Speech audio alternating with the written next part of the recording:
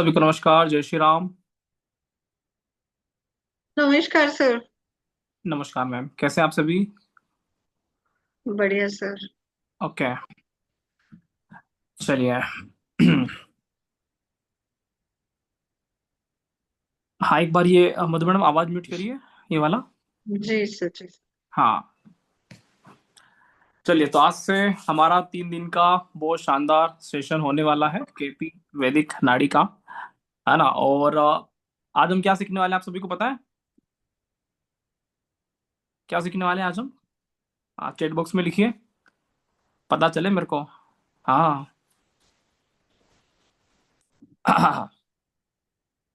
मेरी आवाज नहीं आ रही है क्या? आ रही है सर। हाँ, आ रही है आपकी तरफ से समस्या, है ना। ठीक है। आज बसंत पंचमी का त्योहार है और आज हम सीखने वाले हैं एजुकेशन। समझ में आ रहा है ना? पोस्टर पड़ा था ना, शिक्षा से जुड़े हुए विषय। आज स्पेशल दिन भी सिलेक्ट किया गया। ठीक है, तो शिक्षा के बारे में हम बहुत सारी बातें सीखेंगे। और देवी शारदा का जन्मदिन भी है। और माता सरस्वती से हम शिक्षा का ज्ञान लेते हैं कि नहीं लेते हैं? हाँ, लेते हो ना। आज क्या किए हो? हाँ, देवी सरस्वती को गुलाल लगाया कि नहीं लगाया? कल बताया था ना मैंने, लगाया कि नहीं लगाया, किन मेंबर्स ने लगाया बताइए मुझे। पता चले मेरे को कि कितना कुछ काम हो रहा है। ठीक है, हाँ, रिएक्शन करो। क्या भैया, गुलाल लगाए थे हम। ठीक है।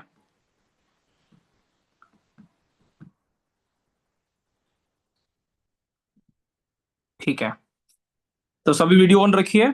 आज बहुत सारी बातें पढ़ने वाले हैं। और शिक्षा का टॉपिक पढ़ने वाले हैं। कौन सा व्यक्ति किस तरह की शिक्षा लेगा, कैसी शिक्षा लेगा। ठीक है, कब व्यक्ति के जीवन में अच्छे शिक्षा के योग बनेंगे, है ना। और किस तरह की रेमेडीज उपाय करना चाहिए, बहुत सारी बातें आज हम समझने वाले हैं। तो आप सभी रेडी रहिए। और एक ही अनुरोध है कि आप लोग डायरी और पेन लेकर बैठिएगा। तो डायरी और पेन लेकर बैठोगे तो बहुत सारी चीजें अच्छे से समझ में आएगी। ठीक है। हाँ। ठीक है, तो एक बार मैं सभी को म्यूट करता हूँ। हाँ, इधर फोन पे फोन आ रहे हैं। ठीक है। हाँ, आप लोग बोल सकते हैं। अनम्यूट कर पा रहे हो अपने आप को? यस। ओके। कर पा रहे। चलिए, कोई दिक्कत तो नहीं, वॉइस में सब ठीक ठाक है? नहीं, क्लियर। हाँ, ओके। क्लियर नमस्ते है। सर, क्लियर है सब भाई। नमस्कार नमस्कार, जय श्री राम। जय श्री राम सर। जय श्री हाँ, राम। जय श्री। तो क्या करेंगे? हाँ, 1 1.5 घंटे का हमारा सेशन चलने वाला है। तो रिकॉर्डिंग देखना मुश्किल होता है, जो लोग लाइव क्लास में आए हैं। तो सबसे पहले तो कॉपी और पेन लेकर आ जाइएगा। क्योंकि आज हम कृष्णमूर्ति पद्धति, भृगुनंदी नाड़ी पद्धति और वैदिक ज्योतिष, बहुत सारी तरह की पद्धति को मिलाकर मिक्सअप थ्योरी पढ़ने वाले हैं। और ये एक ऐसा संगम है कि आपको कहीं भटकने की आवश्यकता नहीं। क्योंकि ज्योतिष जीवन जीने की कला है, ज्योतिष आर्ट ऑफ लिविंग है। जब तक ज्योतिष हमारे जीवन से कनेक्टेड नहीं होगा, तब तक ज्योतिष नहीं समझा जा सकता। तो कोई कहता है कि केपी बढ़िया है, वैदिक वैदिक बढ़िया है, भृगुनंदी नाड़ी बढ़िया है। अरे भैया, हमारा जीवन एक है। हमारा जीवन ये ज्योतिष की पद्धतियों में नहीं बंटना चाहिए। तो हम ये समझते हैं कि ज्योतिष एक ही लक्ष्य को लेकर आता है कि जीवन जीने की कला, आर्ट ऑफ लिविंग। और कोई भी मेंबर्स किसी भी तरह का ज्योतिष का ज्ञान रखें, वो आत्मसात कर लें कि भैया हम जो ग्रह से देख रहे हैं वो ग्रह बिल्कुल अनुकूल है, ऐसा ही होना चाहिए। वो कुंडली पर आपकी मैच हो जाए, बस इतनी सी हमारी इच्छा होती है, इतना सा नमस्कार हमारा सर। इंटेंशन होता है। नमस्कार सर, क्या हाल है? बढ़िया, क्या बात है। हाँ। ठीक है, तो इतना सा हमारा इंटेंशन होता है। तो इस बात को हमें समझना है कि किस तरह से ज्योतिष की पद्धति हमारे जीवन में उपयोगी सिद्ध हो। तो आप सभी मेंबर्स को आज मैं ज्योतिष पढ़ाने आया नहीं हूँ।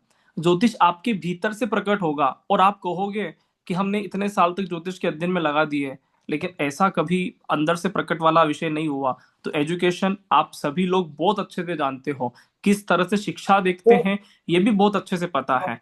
बस मैं तो आपको इतना कनेक्ट करूंगा कि देखा कैसे जाता है। ठीक है, दृष्टि देने का काम मेरा रहेगा। तो मैं आप सभी को एक बार म्यूट करता हूँ। हाँ, अब आप सभी म्यूट हैं, नहीं वो।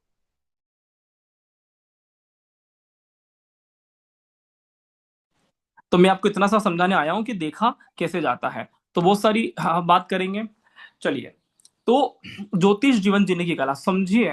एक एक कल्पना में चले जाइए कि आपके पास एक कोरा कागज है, आपके पास कोई जन्म कुंडली आया है, आप बहुत सालों से अभ्यास कर रहे हो, लेकिन प्रश्न ये है कि क्या ये जन्म कुंडली अब हम किस तरह से देख रहे हैं? क्या हमारे जीवन में अगर कोई सिंपल जन्म कुंडली आया तो क्या हम उसका प्रिडिक्शन कर सकते हैं? प्रिडिक्शन के बाद उसका रेमेडीज कर सकते हैं? क्या हम उसके ग्रह को डिकोड कर सकते हैं क्या?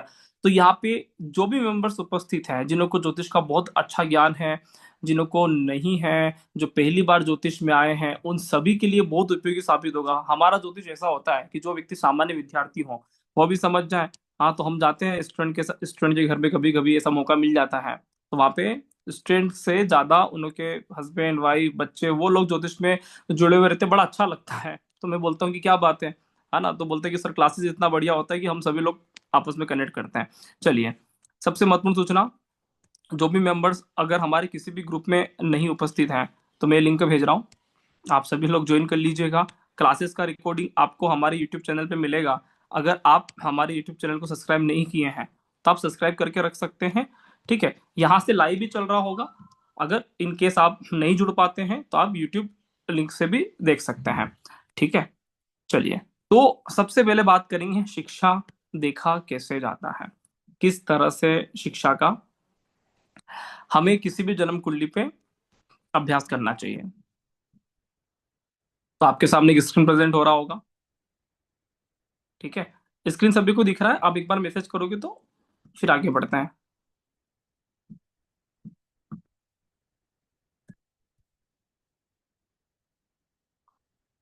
हाँ, एक बार चैट बॉक्स में मैसेज कर दीजिए ताकि मुझे पता चले।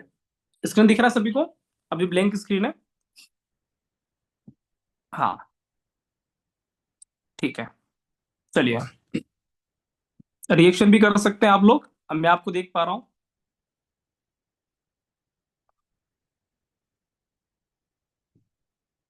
तो कैसे हमें ज्योतिष में कुंडली का स्टडी करना है? ध्यान दीजिएगा, कोई भी आपके सामने चार्ट है, जब भी जीवन में किसी भी तरह का चार्ट है, मैं तो ये समझता हूं कि क्यों हम किसी पद्धति को विश्वास करें। पहली चीज तो यह है, क्यों हम कृष्णमूर्ति पद्धति पे विश्वास करें, क्यों हम भृगुनंदी नाड़ी पे विश्वास करें, क्यों हम केपी ज्योतिष पे विश्वास करें? मुझे ऐसा लगता है क्यों करें, मतलब किसी ने कह दिया और हमने मान लिया, नहीं, हम क्यों मानेंगे? तो आज हम समझने वाले हैं कि ज्योतिष क्या जीवन जीने की कला है, ज्योतिष क्या आर्ट ऑफ लिविंग है। क्या कोई ऐसी पद्धति बन सकती है, क्या कोई ऐसी स्थिति आ सकता है कि हम हर तरह की पद्धति हमारे भीतर से प्रकट हो जाए और हमको लगे कि नहीं, ये तो 100% सच ही होना है? तो मैं आपको वैदिक पद्धति, भृगुनंदी और केपी नाड़ी तीनों को मिक्सअप करके समझाने की कोशिश करूंगा, लेकिन हमारा जो थीम रहेगा वो रहेगा रामायण ज्योतिष। आपके भीतर से ज्योतिष निकलना चाहिए, वही ज्योतिष आपके लिए सबसे उपयोगी सिद्ध होगा। कितनी ही किताबें पढ़ लो, अगर आपके जीवन में कोई चीज भीतर से प्रकट नहीं होता ना, सामने वाले को बोल दिया कि जाओ दुकानदारी करो, बनिया का बेटा दुकान करेगा, उसके लड़के के अगर भीतर से दुकानदारी का मन प्रकट में नहीं हुआ ना, वो व्यक्ति कभी अच्छी दुकानदारी नहीं कर सकता। अगर हमारे भीतर से जो भाव पैदा नहीं होता है ना, आप कभी भी उस किसी भी चीज में सक्सेस नहीं पैदा कर सकते हो। सेम एज इट इज, ज्योतिष कितना ही पढ़ लिया, कितनी ही किताबें पढ़ ली, लेकिन अगर वो ज्योतिष हमारे भीतर से प्रकट नहीं हुआ, दुनिया की कोई भी ताकत किसी व्यक्ति को अच्छा योग्य ज्योतिषी नहीं बना सकती। फिर लोग फिर कहते हैं कि यार ज्योतिष में हमने इतना पढ़ा फिर भी नहीं हुआ। अरे होगा कैसे? उसके डीप में गए क्या? उसके तल में गए क्या? जब हम तल में जाएंगे तब पता चलेगा कि अरे वाह, ऐसी ज्योतिष है जो भुलाए ना भूले, आप भूल ना पाओगे। ऐसा अद्भुत सेशन आज का होने वाला है। तो इस तरह की जन्म कुंडली हमारे जीवन में होती है। पिछले मैं 2-3 सेशन लिया हूं, तो वहां पे मैंने काल पुरुष कुंडली का 12 भाव कैसे बनते हैं उसका एक्सप्लेन किया हूं। तो आज आगे से बात करूंगा एजुकेशन के सेक्टर को लेकर। तो ऋषि पाराशर जी, ठीक है, सबसे बढ़िया बात पता है क्या है इन लोगों में? जैसे वैदिक ज्योतिष हो गया तो पाराशरी होता है वहां पे, वैदिक को ही पाराशरी बोलते हैं। तो भृगुनंद नाड़ी को बीएनएन ज्योतिष बोलते हैं। ठीक है, केपी नाड़ी को कृष्णमूर्ति पद्धति केपी सिस्टम बोलते हैं। तो सबसे बढ़िया बात पता है क्या है? किसी भी मेंबर ने, किसी भी सदस्य ने एक दूसरे की बात को काटा नहीं। आज के जमाने में क्या होता है, अरे साहब आपने ऐसा ज्योतिष किया, नहीं नहीं ऐसा तो होता ही नहीं है। उस जमाने में भी कंपटीशन हुआ करते थे, उस जमाने में भी समझदार लोग हुआ करते थे, लेकिन कोई भी व्यक्ति किसी भी बात का खंडन नहीं करता था। अगर ऋषि पाराशर जी ने कहा कि मैं बोल रहा हूं कि भैया बुध और गुरु शिक्षा के कारक हैं, उसके बाद भृगुनंदी नाड़ी ने भी उसको फॉलो किया और केपी ने भी फॉलो किया। कोई व्यक्ति आके ये नहीं बोल दिया कि साहब नहीं नहीं साहब, भृगु ऋषि तो समझदार आदमी नहीं थे, है ना, हमने नया शोध कर लिया है और मंगल कारक है, ऐसी बात नहीं बोला, अटपटी बात नहीं बोला। अगर वैदिक ज्योतिष में कहा गया कि भैया 12 भाव होते हैं, कोई भी व्यक्ति ये नहीं आया, उसने ये नहीं बोला कि भैया 13 भाव हमने डिसाइड कर लिए, 13 भाव होंगे, एक और गुप्त भाव हमने खोज लिया, ऐसा नहीं।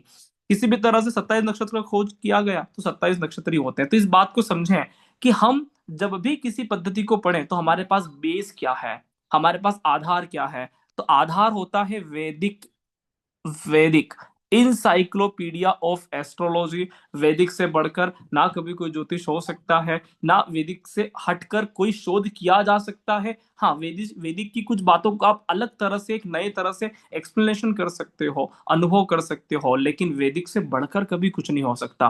तो इस बात को समझिए, इस बात को दिमाग में बैठा लोगे ना, हमारा कॉन्सेप्ट क्लियर होगा ना, आपको दिक्कत कभी नहीं आएगा। वरना भटकते रहेंगे कि साहब किसी ने बोल दिया, अरे साहब क्या कर रहे हो आप, तो वैदिक कर रहे हो, कृष्ण मूर्ति पद्धति इससे बढ़िया है।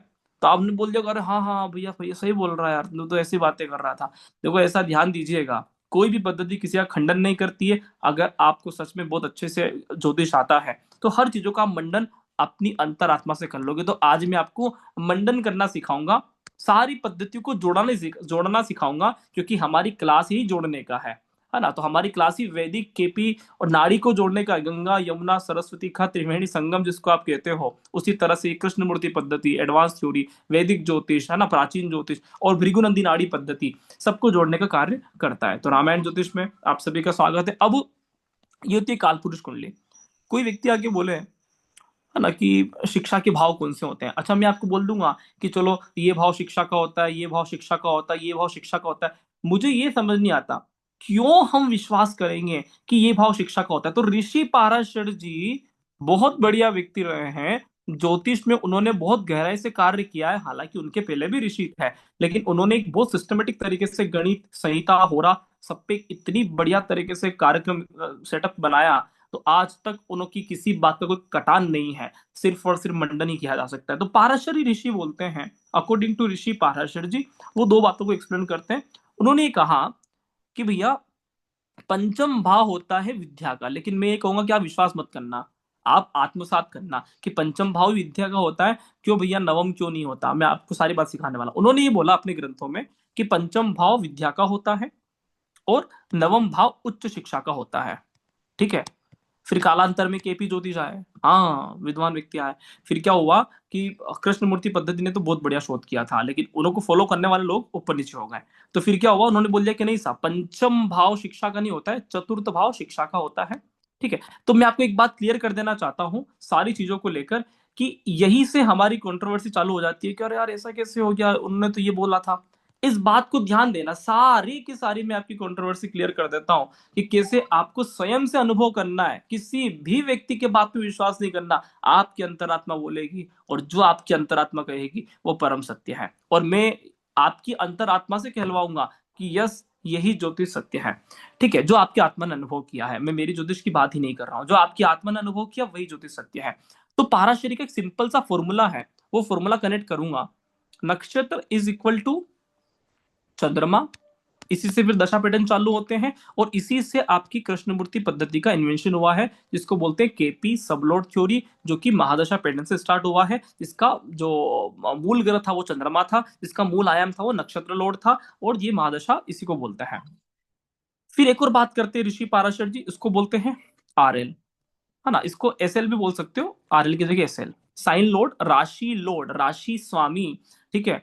तो एसएल को बोलते हैं साइन लोड, राशि स्वामी। इसका कारक ग्रह होता है सूर्य, और इससे उत्पत्ति होती है आपके षोडश वर्ग चार्ट की, इस बात को समझना।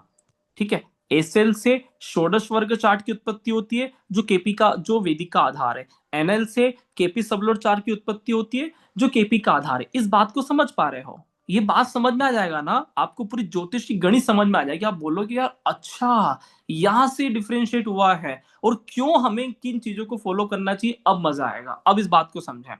एनएल इज इक्वल टू चंद्रमा, नक्षत्र लोड, ऐसा मैं नहीं बोलता, ऐसा वेद बोलते हैं कि ताराणाभूषण चंद्र, तारों का आभूषण चंद्रमा होता है। तो नक्षत्र को क्या बोलते हैं, जो तारों के समूह होते हैं उसको चंद्रमा बोला जाता है। एसएल को क्या बोलते हैं, साइन लोड 12 महीने में 12 राशि परिवर्तन करने वाला इकलौता ग्रह जिसको हम जन्म कुंडली में बोलते हैं सूर्य, जिसकी आप रोज सुबह उठ के पूजा करते हो, ओम सूर्याय नमः, मित्राय नमः। अभी मकर संक्रांति का त्योहार मनाया था ना, आदित्याय नमः, रवि नमः, तो बहुत बढ़िया तरीके से हम इसका त्योहार सेलिब्रेट करते हैं। तो एक चीज क्लियर हो जाना चाहिए कि नक्षत्र इज इक्वल टू चंद्रमा, ये केपी का मूल सोर्स स्टार्ट हुआ है, केपी का मूल, कृष्णमूर्ति पद्धति का मूल स्टार्ट हुआ है।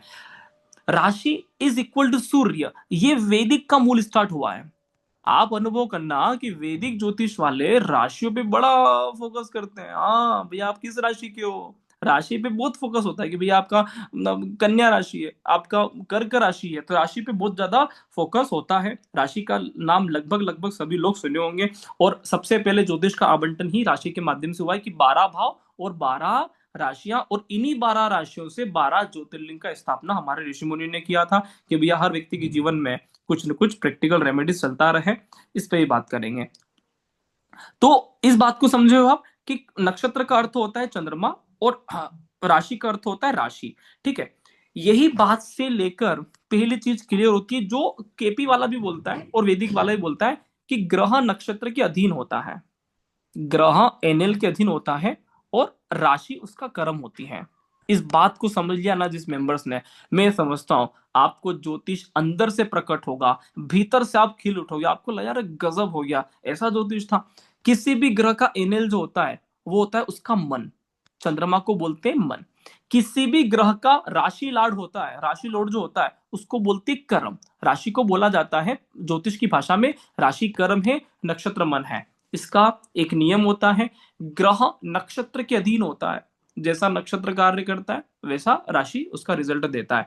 तो अब इसी बात को समझेंगे। तो राशि क्या हो गया, कर्म हो गया, इस बात को समझ में आया।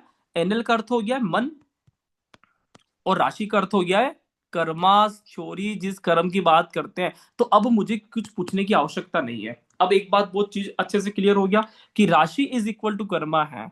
सूर्य के ही माध्यम से कर्मास थ्योरी उत्पन्न हुआ है। आप बोलोगे सर सूर्य से कैसे? अरे भैया, जो रोज सुबह 6-7 बजे उदय होता है ना, बड़ी ठंड में भी आराम से सुबह है ना सूर्यदेव टाइम से आ जाते हैं, तो सूर्य कर्म का कारक है, नहीं समझ में आता तो उनका पुत्र ही कर्म का कारक बनाए। हाँ, ध्यान देना है, सूर्य से ही कर्म का निर्माण हुआ है। तो राशि इज इक्वल टू कर्मास, नक्षत्र इज इक्वल टू मन। मन कैसा होता है? चंद्रमा की तरह। आपको अच्छी बात लग जाए तो अरे वाह द ग्रेट, क्या बात है, बहुत बढ़िया सेशन हो गया आज का।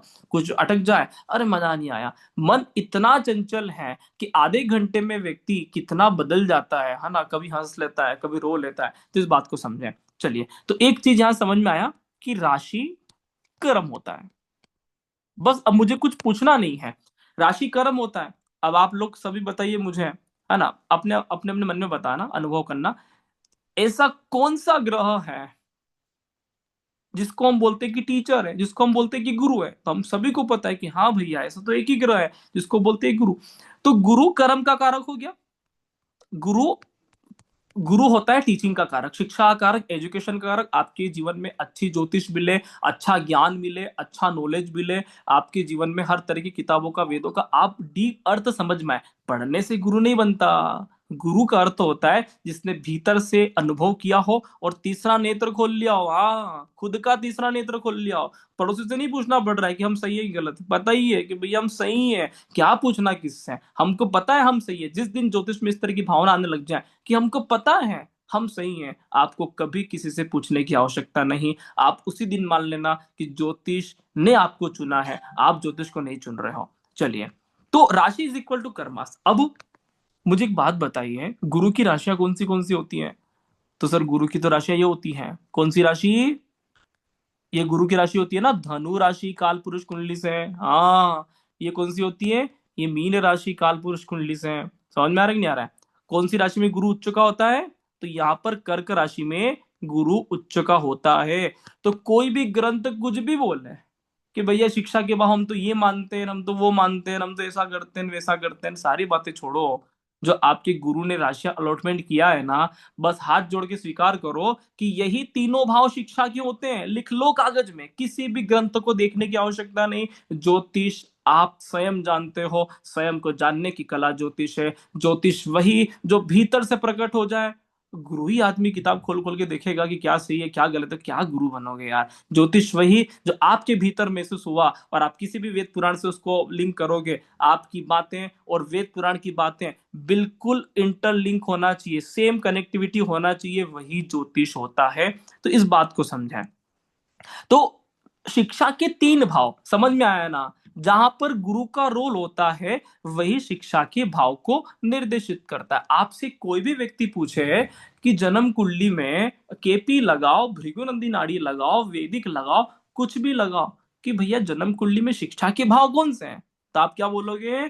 चतुर्थ भाव शिक्षा का कारक है, नवम भाव शिक्षा का कारक है, और 12वां भाव है ना शिक्षा का कारक है। इसके अलावा कोई भी भाव शिक्षा का कारक नहीं है, एजुकेशन का कारक नहीं है। अब प्रश्न आया कि सर फिर क्या ये पाराशरी गलत है क्या? ये तो बोल रहे हैं कि पंचम भाव विद्या का, पंचम भाव ज्ञान का, तो क्या ऋषि पाराशर जी ने कुछ गलत कर दिया था क्या?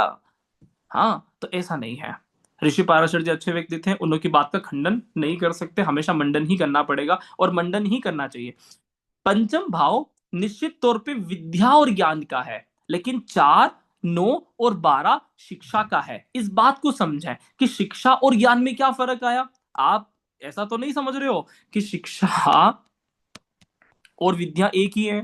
आपके दिमाग में ये बात तो नहीं है? अगर ये बात है तो थोड़ा सा क्लियर कर देता हूं, शिक्षा और विद्या में बहुत फर्क होता है। एजुकेशन और आपके जीवन में जो ज्ञान है, इन दोनों में बहुत अंतर होता है। शिक्षा का संबंध उससे होता है कि जो आपको टीचर ने पढ़ाया, जो आपको किताबों में लिखा गया, वो आप बहुत अच्छी तरह से पढ़ सकते हो, समझ सकते हो। आपकी मेमोरीज कैसी है ना, आपका आप उसको पूरी तरह से रट लेते हो। मेमोरीज की बात नहीं करूंगा, अच्छी तरह से रट लेते हो। आपको आज भी पता है कि झांसी की रानी का बर्थडे कब आता है ना, स्वामी विवेकानंद का बर्थडे कब आता है। तो इसका मतलब है कि आपका चतुर्थ भाव बहुत बढ़िया तरीके से काम कर रहा है। हाँ, आपको सब कुछ पता है, आपने रट लिया। विद्या का भाव क्यों क्या होता है? विद्या का भाव होता है ऐसी कुछ चीजें जो आपके भीतर से प्रकट हो गया था, ऐसी कुछ चीजें जो आपके भीतर का अनुभव था, और आपको किसी व्यक्ति से पूछने की आवश्यकता नहीं है कि ये चीजें सही है कि गलत है। आपको अनुभव बोलता है, आपका ज्ञान बोलता है कि नहीं, ये चीजें निश्चित तौर पे सही है। तो इस बात को समझें कि शिक्षा और विद्या, शिक्षा मतलब किसी व्यक्ति के माध्यम से पढ़ाया गया, इसको पढ़ाया जाता है यूनिवर्सिटी में, बड़ी बड़ी विश्वविद्यालय में पढ़ाया जाता है। विद्या इसको पढ़ाया नहीं जाता, पढ़ाया नहीं जाता। समझ में आ रहा है कि नहीं आ रहा है? बाय डिफॉल्ट आपके अंदर कुछ चीजें ऐसी हैं जिसको दुनिया का कोई भी व्यक्ति कॉपी नहीं कर सकता, जिसको दुनिया का कोई भी व्यक्ति है ना उसको डुप्लीकेट नहीं कर सकता। आप कुछ ऐसे गुण लेके आए हो, आपके अंदर कुछ ऐसे विशेष कला है जहां पर किसी भी व्यक्ति का कोई सानी नहीं है कि कोई व्यक्ति डुप्लीकेट कर ले। तो इसी को बोलते हैं गुण। और आपने कभी अनुभव किया है, एक छोटा किसी घर में दो बच्चे होते हैं, तो एक छोटा बच्चा होता है, एक बड़ा बच्चा होता है।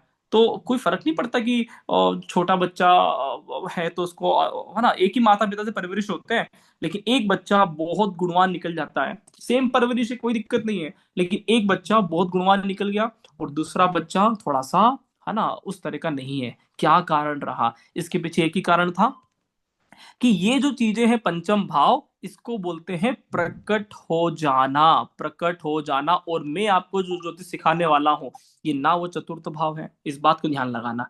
ना मैं आपको 12th हाउस वाला ज्योतिष सिखाने वाला हूँ, ना मैं आपको 9th हाउस पे ले जाना चाहता हूँ। मुझे इन तीनों से कोई मतलब नहीं है। मैं जो आपको कनेक्ट करवाना चाहता हूँ वो ये है कि आप अपने भीतर से प्रकट करना कब सीखोगे, वरना जीवन भर व्यक्ति ज्योतिष पढ़ता रहेगा और आप बोलोगे कि हमें ज्योतिष अभी भी समझ में नहीं आ रहा है। हम आज भी कुंडली देखते हैं तो आंखों में मोतियाबिंद आ जाते हैं।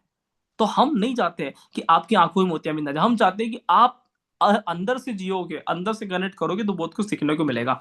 तो गुरु की राशि हमेशा शिक्षा की बात करती है, 4, 9, 12 शिक्षा की बात करती है। यहां पर भी आप समझिएगा कि कौन सा भाव क्या काम करता है। तो चतुर्थ भाव, स्कूल चले हम, हाँ तो विद्यालय चलना, है ना। छोटा बच्चा जब स्कूल जाता है ना, फर्स्ट क्लास से लेकर 10th क्लास तक की जो स्कूल होते हैं वो चतुर्थ भाव से देखते हैं। क्या आपकी बचपन की शिक्षा बहुत बढ़िया रहा है क्या? निश्चित तौर पे भाव 4 में कमाल होगा।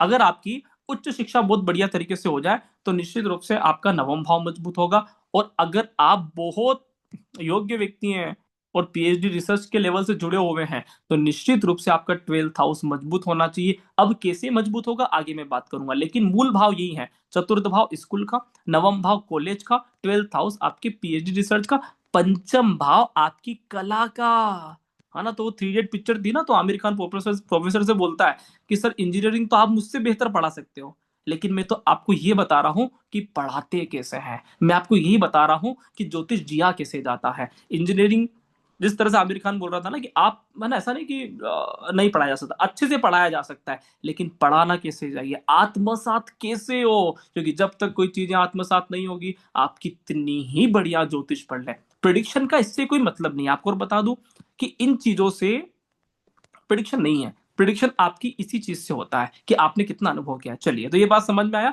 कि पंचम भाव वो सारी आपके अंदर कला, वो सारे अंदर आपके अंदर गुण, जिसको आपको कोई भी व्यक्ति नहीं सिखाता।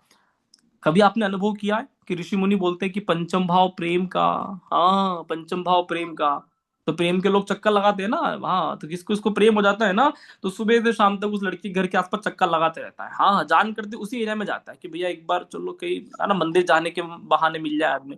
प्रेम के चक्कर लगते हैं। आपको पता है पूरी दुनिया में इतने सारे काम हो रहे हैं, एक ही चीज का कोई विश्वविद्यालय नहीं है। लोग बोल रहे हैं कि भैया अब ज्ञान लेना है गुरु जी के पास चलो, वहां चलो। अरे भैया, कभी आप लोगों ने अनुभव किया कि प्रेम का अभी तक कोई विश्वविद्यालय बना? कभी कोई ऐसी बात सुनी आपने किसी देश में, पश्चिम में, अमेरिका में, जापान में, कि प्रेम कैसे करते हैं ये पढ़ाया जा रहा है किसी विश्वविद्यालय में? ऐसा हो ना सकेगा। क्यों ना हो सकेगा? क्योंकि पंचम भाव प्रेम का, और प्रेम प्रकट होता है भैया। आप बोलो कि आप मुझसे प्रेम करो, ऐसा हो सकता है क्या? ऐसा नहीं हो सकता। प्रेम प्रकट होता है, और ये मैं नहीं बोल रहा हूँ, ऋषि पाराशर को बीच में लाऊंगा, मेरे ऊपर मत आ जाना कि राहुल सर कैसे बातें कर रहे हो।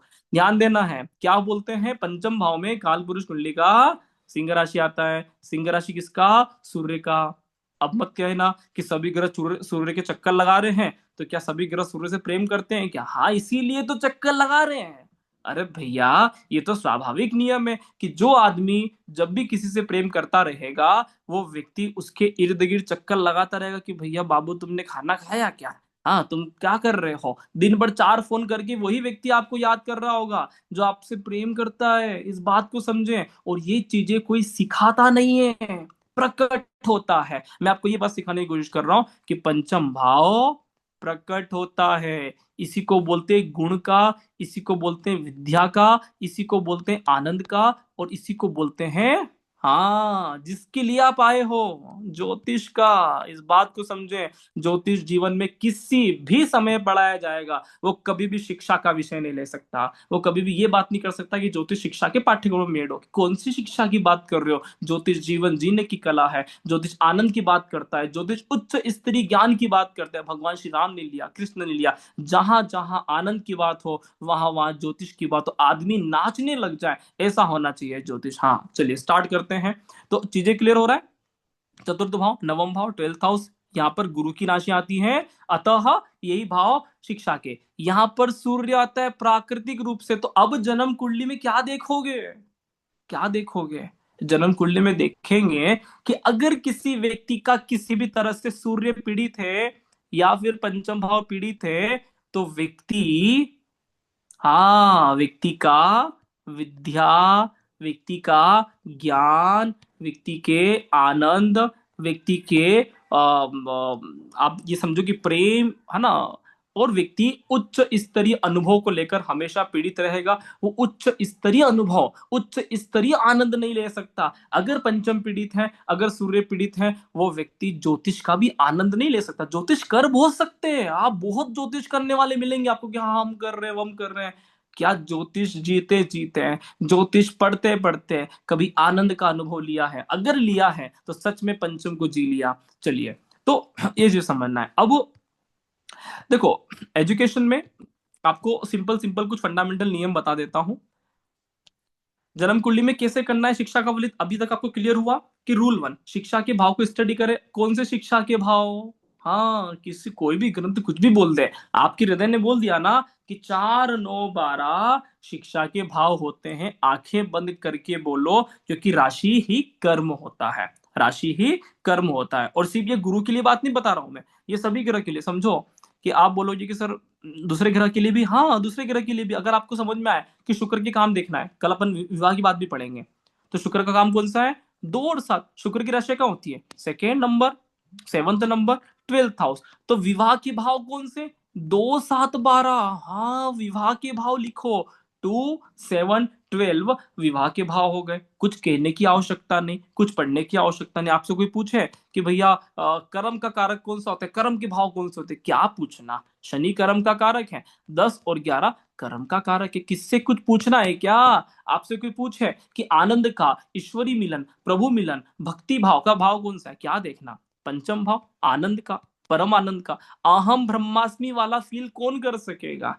अहम ब्रह्मास्मि वाला फील कौन कर सकेगा? जिसने अपने भीतर में सब कुछ चलते हुए देखा। भगवान श्री कृष्ण, भगवान श्री राम, स्वामी विवेकानंद, ठीक है, तो गौतम बुद्ध, बहुत सारे लोग जिसने अपने अंदर ब्रह्मांड को चलते हुए देखा। अहम ब्रह्मास्मि वाला फील वही व्यक्ति की फिलोसॉफी हो सकती है जिन्होंने ज्योतिष के ज्ञान को इतनी गहराई से, इतनी शिद्दत से जिया है। छोटा मोटा व्यक्ति तो बात ही नहीं कर सकता। छोटा मोटा व्यक्ति तो बोलेगा कि नहीं साहब, हम भारत के लोग अलग हैं, पाकिस्तान के अलग है, बांग्लादेश के अलग है, छोटी मोटी बातें कर रहे हो। वसुधैव कुटुंबम कुटुंबम कुटुंबम की बात करने वाला भारत के लोग रहे हैं, ऋषि मुनि रहे हैं कि पूरा विश्व एक कुटुंब है। इस बात को समझें कि हम उस सनातन संस्कृति को फॉलो करते हैं कि पूरे विश्व हमारे आत्मा में समाहित है। इतनी बड़ी बात ज्योतिष करता है। इन छोटी मोटे चक्करों में नहीं पड़ना भैया, ज्योतिष आपको बहुत ऊपर ले जाने वाला है। चलिए, तो शिक्षा के भाव का चयन कैसे करेंगे?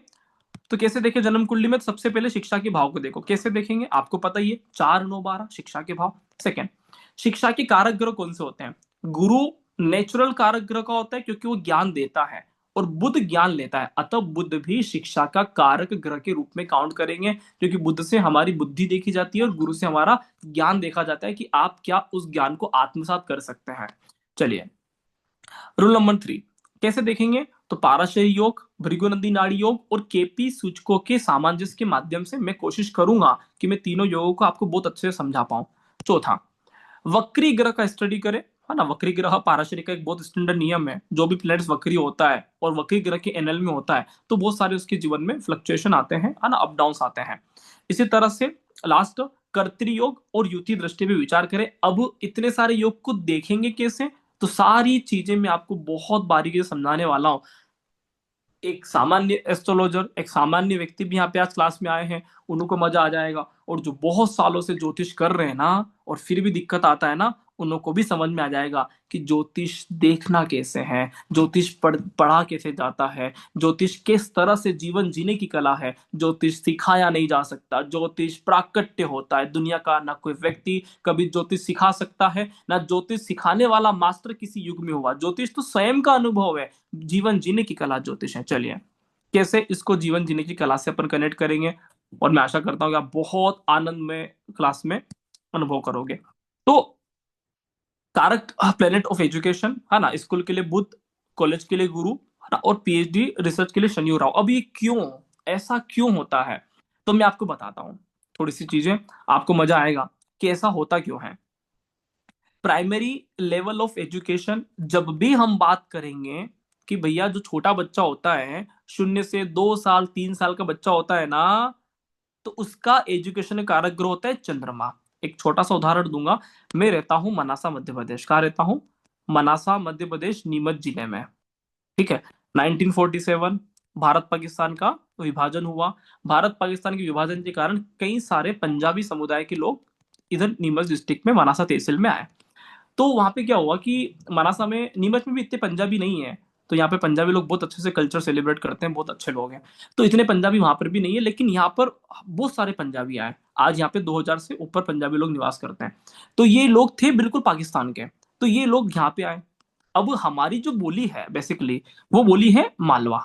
हम किस क्षेत्र में रहते हैं? मालवा अंचल, उज्जैन संभाग, मालवा डिवीजन में आता है। तो हमारे यहाँ पे प्रॉपर हिंदी नहीं बोलते हैं, हमारे यहाँ पे मालवी भाषा मिक्स करके बात करते हैं। हालांकि हिंदी बोलते हैं हर जगह, लेकिन थोड़ा सा मालवा का मिक्स आता है। ये लोग यहाँ पे आए, है ना। तो हमारे दोस्त तो बन ही जाते हैं, इतने सारे लोग रहते हैं तो, ठीक है।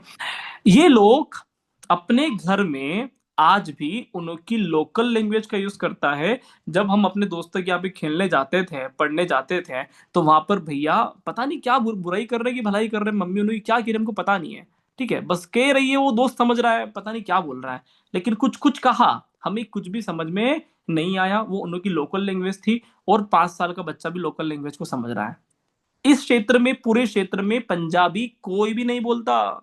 कैसे बोलेगा, है ही नहीं लोग, कोई भी नहीं बोलता, लेकिन उनकी भाषा जीवित है। वो आराम से अपने लोगों में बातचीत करके पंजाबी को जीवित रखता है। इस बात को समझे, मैं समझाना क्या कह रहा हूं, कि प्राइमरी लेवल ऑफ एजुकेशन आपके घर का माहौल तय करता है कि आपके घर में किस तरह की भाषा, किस तरह की चीजें बोली जाती है। इसका असर हमारी जन्म कुंडली पे चंद्रमा से देखते हैं। अतः जब भी व्यक्ति का basic primary level of education देखेंगे, तो बोलते हैं ना, पहला गुरु माँ होता है, माँ से जुड़े हुए लोग होते हैं, तो निश्चित तौर पे चंद्रमा प्राइमरी लेवल ऑफ एजुकेशन है। दूसरा, जब बात करेंगे सेकेंडरी लेवल ऑफ एजुकेशन, है ना, उच्चतर माध्यमिक शिक्षा तक की बात करेंगे, तो वहां पर हम हमेशा बात करेंगे बुध की। बुध हमारे जीवन में स्कूल की बात करता है। जब भी स्कूल की बात आएगा, तो बुध की बात लेंगे। हालांकि गुरु ले सकते हैं, लेकिन मैं कवर क्लियर कर देता हूं कि बुध का मतलब होता है अपडेट।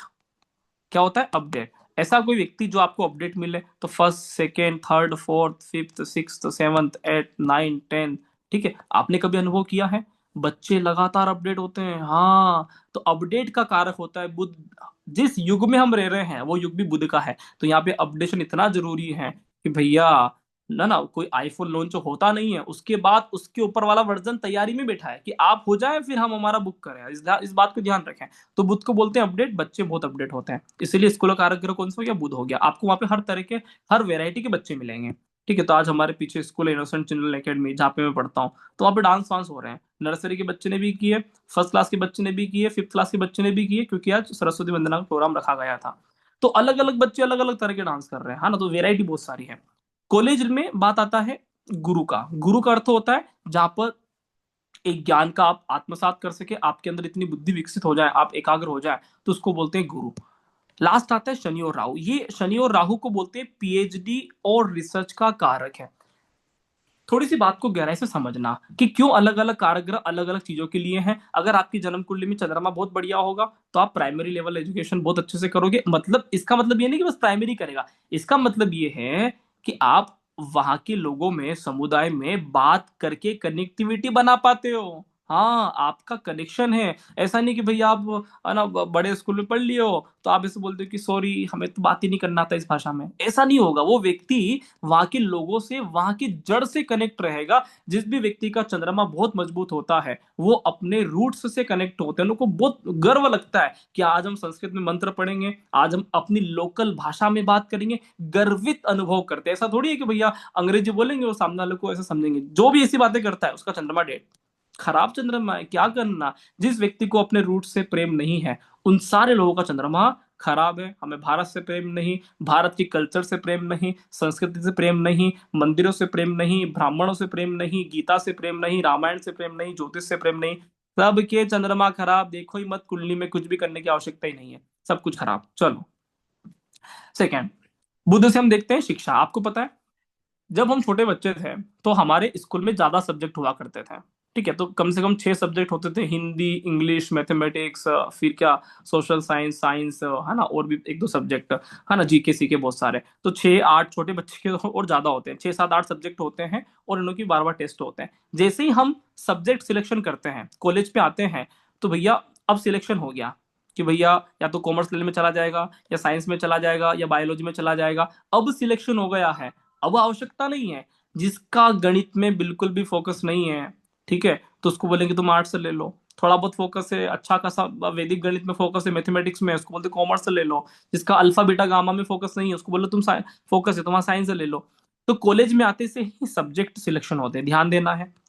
कॉलेज में आपके सब्जेक्ट कम रहेंगे, स्कूल में आपके सब्जेक्ट ज्यादा रहेंगे, लेकिन एक कम रहेंगे, लेकिन डीपर रहेंगे।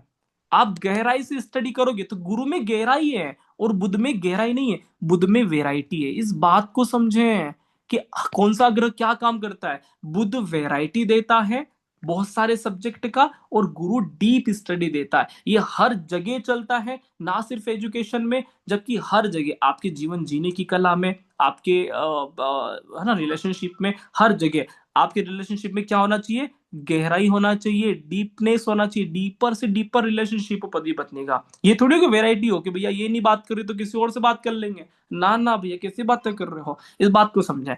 तो इस हमें ग्रह की है ना अंडरस्टैंडिंग होना चाहिए। फिर आता है शनि और राहु। शनि और राहु गहराइयों में भी परम गहराइयां, इसको रामायण से बोलते हैं पाताल लोक। हाँ, पाताल लोक। पाताल लोक मतलब किसका? अहिरावण का। अपन बात करते हैं रामायण ज्योतिष में कि राहु रावण था। हाँ, राहु रावण है, केतु हनुमान है। रामायण ज्योतिष मिक्स करूंगे बीच बीच में अपन, ठीक है। तो फिलोसफी जोड़ने के लिए थोड़ा सा कनेक्ट बन जाता है, तो आप कनेक्टिविटी जब बना लोगे तो जीवन में चीजें आसान हो जाती हैं। और जब विश्वास है हमको भगवान श्री राम पे, तो ज्योतिष में विश्वास हो जाता है। तो आप रामायण ज्योतिष की क्लास में, तो शनि और राहु को बोलते हैं पाताल लोक। पाताल लोक का मतलब क्या? अष्टम भाव और द्वादश भाव। पाताल लोक की अनंत गहराइयां, ठीक है, जिसमें शनि का रोल आता है, राहु का रोल आता है। और जब आप ज्योतिष की बात करते हो, गहरी स्पिरिचुअलिटी की बात करते हो, तो वहां पर केतु का रोल आता है। लेकिन जब भी आपको शोध पत्र प्रस्तुत करना होगा, वहां पे शनि और राहु का रोल आता है। इसको अलग तरह से समझें। जब भी हम कोई उच्च शिक्षा या साधना या कुछ भी कर रहे हैं, भारत में लोग साधना करते हैं ना, तो साधना भी उच्च शिक्षा ही होता है। तो वहां पर हमेशा क्या होता है? अंधेरा। हाँ, लिखो, अंधेरा, अंधकार। मतलब व्यक्ति को कब जब भी शोध प्रस्तुत प्रस्तुत करना हो, डीप स्टडी करना हो, तो बेस्ट मोमेंटम क्या है? बेस्ट टाइम होता है जब सूर्य अस्त हो जाए, 8-9 बजे वाला खाना पीना खा लो और आधी रात चालू हो, तो 12 से 3, आहा हा, रिसर्च करने का। रात की 12 से 3, दिन का नहीं, रात की 12 से 3, जहां पे अंधेरा कायम रहे। शनि राहु अंधेरे के कारक है। रिसर्च करने के लिए, डीप स्टडी करने के लिए आप शोध प्रश्न प्रस्तुत कर सकते हो कि नहीं नहीं, ग्रह में ऐसा होना चाहिए, केपी ऐसे होना चाहिए, ज्योतिष ऐसे होना चाहिए। बहुत सारी बातें आपको समझ में आएगा। शनि और राहु हमारी जन्म कुंडली में डीप रिसर्च देते हैं। मैं थोड़ा सा एक तथ्य कनेक्ट करवाता हूं ताकि आपका कनेक्शन बने। ये कनेक्शन बना था हनुमान जी का। कब बना था? तो हनुमान जी चले गए पाताल लोक। कहाँ चले गए? पाताल लोक पे चले गए भैया। तो फिर उनको मिल गया मकर ध्वज नाम का व्यक्ति। मकर ध्वज। हाँ, तो राम और लक्ष्मण को जब बंदी बना के पाताल लोक लेते गए थे, अहिरावण के लोक में, जिसको पाताल लोक बोला जाता है, और ये शनि और राहु का क्षेत्र होता है। तो वहां पर बंदी बना के लेते गए। अब वो हनुमान जी तो होशियार व्यक्ति हैं, है ना, सूक्ष्म रूप धरि सिंह दिखावा, हर तरह के छोटे बड़े रूप बना लेते हैं। तो हनुमान जी गए रावण के पाताल लोक में। तो वहां पे एक व्यक्ति मिला, मकर ध्वज। मैं बात समझाने की कोशिश ये कर रहा हूं कि ये किस तरह से शोध पत्र प्रस्तुत करता है, ऐसी चीजें जो ग्रंथों में नहीं था, ऐसी चीजें जो आपने कभी अनुभव, आपने किसी व्यक्ति से नहीं सुना, और वो चीजें आपके जीवन में शोध बन के आती है कि हमने कोई शोध किया, हमने कुछ ऐसा अनुभव ले लिया जो दुनिया में किसी व्यक्ति के पास नहीं है। तो ये है ना, नानक ने लिया, विवेकानंद ने लिया, गौतम बुद्ध ने लिया, श्री राम ने लिया, कृष्ण ने लिया, बहुत सारे लोगों ने ऐसे अनुभव लिए कि जो दुनिया में किसी व्यक्ति के पास न था। ठीक है, तो इसी को बोलते हैं शोध। तो मकरध्वज नाम का व्यक्ति मिला। हनुमान जी जब गए तो बोले मकरध्वज नाम का व्यक्ति मिला। तो मकरध्वज से हनुमान जी ने पूछा कि भैया हु आर यू, आप कौन हो? तो मकरध्वज भी बोले कि मैं हनुमान जी का पुत्र हूँ। बोले क्या बात कर रहे हो, हनुमान जी को बहुत। हनुमान जी बोले आई एम अनमेरिड मैन। कैसे व्यक्ति हो यार, तुम ऐसी बातें करते हो, अविवाहित बातें करते हो। तो वहां पे हनुमान जी को पता चला कि मेरा भी कोई पुत्र है, और इस तरह से पसीने की बूंद के माध्यम से कुछ कुछ है ना संतान क्रिएट हो गया है, निर्माण हो गया है। हो सकता है कि आने वाले टाइम पे विज्ञान इतनी आगे बढ़ जाए, जो ये हनुमान जी की बात भी सच हो जाए कि भैया पसीने की बूंद से भी संतान क्रिएट हो सकता है। क्या पता आने वाले टाइम पे विज्ञान उस लेवल तक शोध कर ले। फिर हनुमान जी को याद करो ये कि नहीं नहीं नहीं साहब, हमारा तो ज्योतिष पहले ही बोलता था। तो मकरध्वज नाम का व्यक्ति निकला। वहां से फिर पाताल लोक का रास्ता मिला हनुमान जी को। कहने का मतलब ये, ऐसे ऐसे अनुभव कब मिलेंगे? जब आपके जीवन में शनि और राहु जैसे ग्रह सपोर्ट करेंगे। इसी को बोलते हैं अहिरावण, इसी को बोलते हैं पाताल लोक, इसी को बोलते हैं रामायण में राहु शनि वत होता है। चलिए, तो ये चीजें समझने की कोशिश कर रहा हूं कि गहरा अनुभव कब मिलता है। अब इन सारी चीजों को जन्म कुंडली में कैसे हम अपडेट करेंगे? तो सबसे पहले आपको मैं नियम सिखा देता हूं। और नियम सिखाने से पहले आपको चीजें क्लियर होना चाहिए कि सबसे पहले हम देखेंगे सूर्य को। सूर्य को क्यों देख रहे हैं? क्योंकि सूर्य आपके जीवन में ज्ञान का, आपके जीवन में शिक्षा के प्रति आनंद का, और आपकी है ना, किस तरह के अनुभव आपको मिलेंगे, वो सारी बातों को बताता है। जिस भी व्यक्ति के जन्म कुंडली में कुछ भी लिखो, आप कहीं से भी पढ़ो, जिस भी व्यक्ति के जन्म कुंडली में अगर सूर्य के साथ राहु है, सूर्य के साथ केतु है, सूर्य के साथ किसी भी तरह के दो पापी ग्रह हैं, सूर्य का कुछ भी प्रॉब्लम आ रहा है, पंचम भाव में कुछ भी प्रॉब्लम आ रहा है, एक बात का अनुभव लेकर चलो कि कहीं ना कहीं शिक्षा, ये नहीं कि शिक्षा दूर रहेगा, शिक्षा में आनंद नहीं आएगा। और जो भी एजुकेशन लेगा ना, उसमें आनंद की प्राप्ति नहीं होगा, क्योंकि आनंद की प्राप्ति तभी आता है जब सूर्य मजबूत होता है। अब कैसे इसका हम नियम समझेंगे अकॉर्डिंग टू बीएनएन। सबसे पहले मैं आपको बीएनएन समझाने की कोशिश करूंगा। अकॉर्डिंग टू भृगु नंदी नाड़ी, भृगु नंदी नाड़ी के अनुसार बुध अगर सूर्य से डिग्री वाइज पीछे होता है तो शिक्षा ज्यादा सही से होता है। इसका कारण यह है कि बुध बुद्धि का, स्मरण का, शक्ति का, कम्युनिकेशन का कारक होता है, और सूर्य आत्मा का, आत्मविश्वास का, आपकी आत्मा का कारक होता है। इस चीज को समझे हैं कैसे, किस तरह से होना चाहिए। फॉर एग्जाम्पल, जब बुध सूर्य के पीछे होता है तो बहुत बढ़िया रिजल्ट देता है, और जब भी आप भटकोगे तो फिर किसका नाम लोगे? पाराशर ऋषि का। हाँ, एक फोटो बना के, तस्वीर बना के घर पे रखो। हाँ, द ग्रेट मैन ऋषि पाराशर जी। तो ऋषि पाराशर जी के फॉर्मूला को आप याद करते रहना, लेकिन पहले ज्योतिष जीवन जीने की कला में विकसित होना चाहिए। कैसे? ध्यान दीजिए चीजों को लेकर कि बुध सूर्य से पीछे होना चाहिए। फॉर एग्जाम्पल, सूर्य जन्म कुंडली में यहां पर है और बुध यहां पर है। आगे पीछे के शब्द में कंफ्यूज नहीं करना है, इसको अलग तरह से लीजिए कि बुध के मार्ग में सूर्य आ जाए, मतलब बुध सूर्य से मिलकर आए। इस तरह की स्थिति होना चाहिए कि सूर्य एक भाव पहले आए, अगर बुध पंचम भाव में है तो सूर्य चतुर्थ भाव में आए, तो ये स्थिति बहुत बढ़िया मानी जाती है। और इसी स्थिति को बोलते हैं कि व्यक्ति तीव्र बुद्धि का, हाँ तीव्र बुद्धि का, तेज दिमाग का, गहरे अनुभव रखता है, और गहरे गुणी व्यक्ति है, ज्ञानी व्यक्ति है, किसी भी परिस्थिति में डरता नहीं है। तो एमएसडी, एमएसडी का नाम सुना है? महेंद्र सिंह धोनी, है ना। उस व्यक्ति की जन्म कुंडली में सूर्य बुध का योग यहाँ पे था। ठीक है, सूर्य बुध का बहुत गहरे क्लोज है, मतलब बहुत गहरा कंजक्शन है। आप समझो कि ऐसे व्यक्ति का बुद्धि बहुत तीव्र होता है। इसी बात को लेकर ऋषि पाराशर जी ने ज्यादा बात नहीं किया, एक बात कहा, बुध आदित्य योग। बुध, हाँ, बुध आदित्य योग, बुध आदित्य योग। आदित्य को क्या बोलते हैं? सूर्य। तो बुध आदित्य मतलब सूर्य प्लस बुध का युति। लेकिन किस तरह की युति होना चाहिए? अब यहाँ पे कुछ आप नियम लिख के रखो कि बुध और सूर्य का युति या तो 6 डिग्री तक क्लोज्ड हो तो बहुत बेहतर रिजल्ट आता है। अब चाहे बुध अस्त हो, बुध वक्री हो, कोई भी फर्क नहीं पड़ता। बुध एकमात्र ऐसा ग्रह है जिसको ना अस्त का दोष लगता है ना वक्री का दोष लगता है। चलिए, अगर ऐसी स्थिति नहीं है तो क्या स्थिति होना चाहिए? सूर्य यहाँ पे बैठा हो पंचम भाव में तो बुध यहाँ पर होना चाहिए। सूर्य आगे हो, सूर्य किसी भी तरह से एक भाव आगे हो तो बुध को रास्ता दिखाने के लिए खड़ा रहना चाहिए। अगर इस तरह की स्थिति है तो वो चार्ट सामान्य से काफी मजबूत कह देना चाहिए कि निश्चित तौर पे व्यक्ति का बुद्धि का लेवल बहुत बढ़िया है। हाँ, ऐसा पागल आदमी नहीं है। हाँ, ऐसा थोड़ी है कि वो गुमसुम गुमसुम रहता है, कुछ भी समझ में नहीं आता, बहुत कुछ समझ में आता है, बहुत कुछ ज्ञान रखता है, बहुत नॉलेजेबल व्यक्ति, ये मानकर चलना चाहिए। चलिए, जब भी आप भूल जाओ तो फिर एक कॉन्सेप्ट दे रहा हूं, उस कॉन्सेप्ट के माध्यम से हमेशा पकड़ लेना। कॉन्सेप्ट क्या है? सूर्य कौन सी राशि में मूल त्रिकोणीय होता है? तो सूर्य सिंह राशि में मूल त्रिकोणीय होता है। बुध कौन सी राशि में मूल त्रिकोणीय होता है? बुध कन्या राशि में मूल त्रिकोणीय होता है। तो कौन सा ग्रह आगे आ रहा है? निश्चित तौर पर सूर्य आगे आ रहा है, तो हमेशा सूर्य को आगे रखना चाहिए। और बुध पीछे आ रहा है, निश्चित तौर पर बुध पीछे रहना चाहिए। इस बात को समझने की आवश्यकता है। चलिए, सेकेंड नियम, बीएनएन का पहला नियम आपने पढ़ा, अब इसको एक्सप्लेन भी करेंगे किसी प्रैक्टिकल चार्ट पे। अकॉर्डिंग टू बीएनएन, जब भी जन्म कुंडली में भृगुनंदी नाड़ी के अनुसार जब बुध गुरु से डिग्री वाइज पीछे होता है तो ये बहुत बढ़िया स्थिति बनता है। मतलब बुध को जिस तरह से अपन ने सूर्य के पीछे रखा था, समझिए कि चतुर्थ भाव में गुरु है और पंचम भाव में बुध है, तो ये ज्यादा बेटर स्थिति है, ये मच बेटर स्थिति है, क्योंकि बुध के मार्ग में गुरु जैसा ग्रह आया है, एक बहुत अच्छी स्थिति बनाता है। सेम एज इट इज, तृतीय भाव में बुध है और चतुर्थ भाव में गुरु है, ये स्थिति इस स्थिति की तुलना में ज्यादा बढ़िया है। ऐसा नहीं कि स्थिति बुरा है, लेकिन ये स्थिति ज्यादा बढ़िया है क्योंकि बुध के मार्ग में कोई योग्य व्यक्ति खड़ा है, समझिए कि आप ज्योतिष का काम करते हो, आपके मार्ग में कोई योग्य व्यक्ति खड़ा है जो आपको बार बार गाइड गाइड करता है, तो आपके लिए बहुत बढ़िया हो गया। सेम एज इट इज, आप बिजनेस कर रहे हो, आपके मार्ग में कोई अनुभवी व्यक्ति खड़ा है, आपको बार बार गाइड करता है, आपके लिए बहुत बढ़िया हो गया।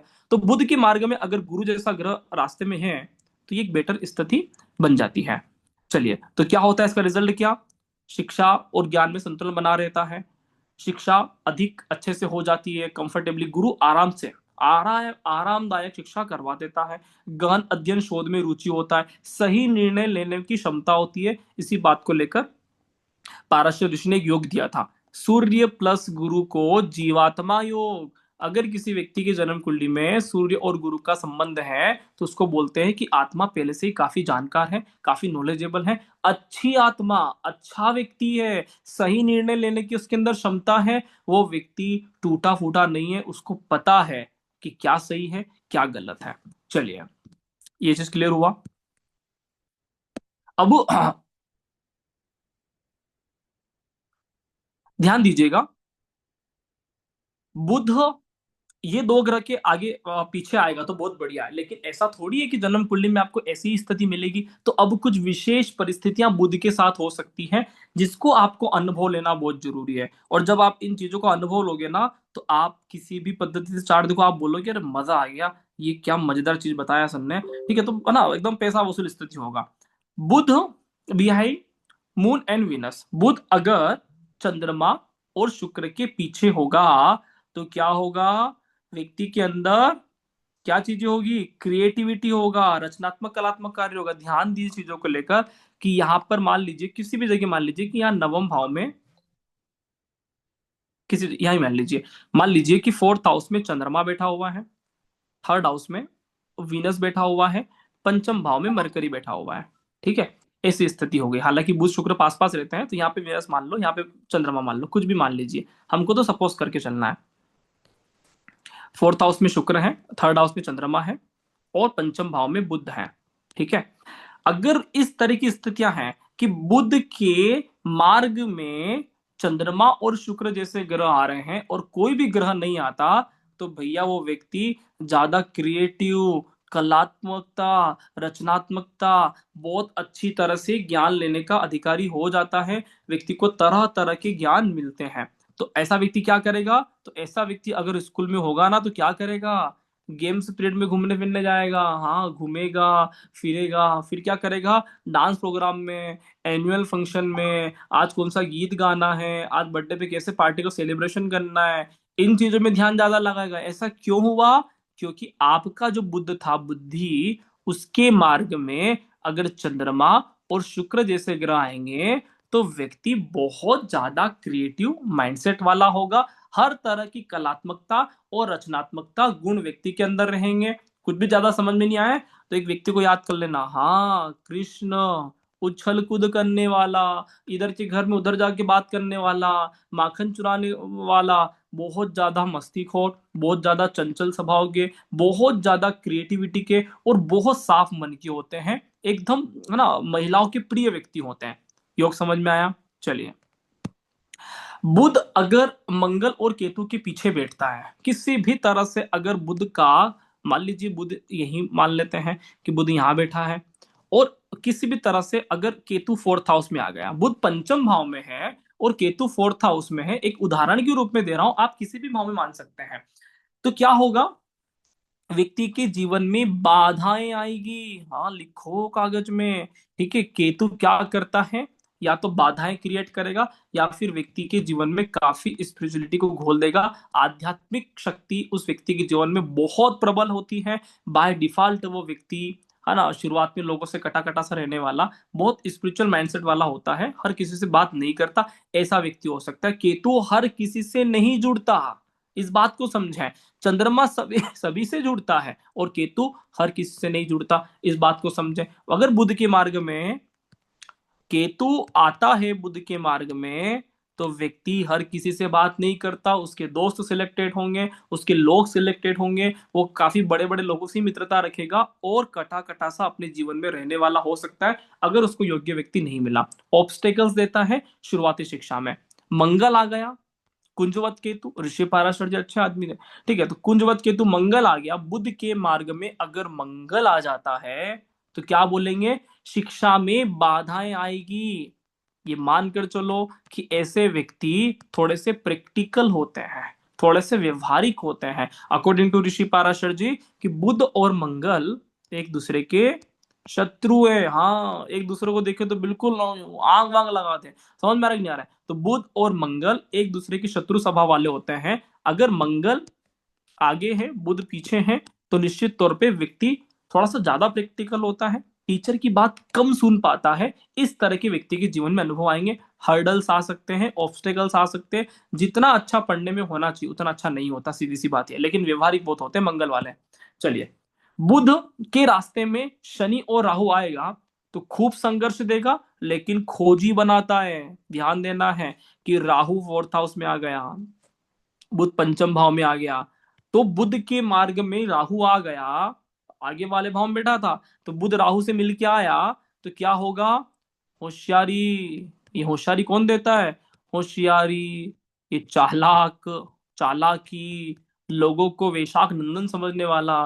वेशानंदन का अर्थ होता है बेवकूफ समझने वाला।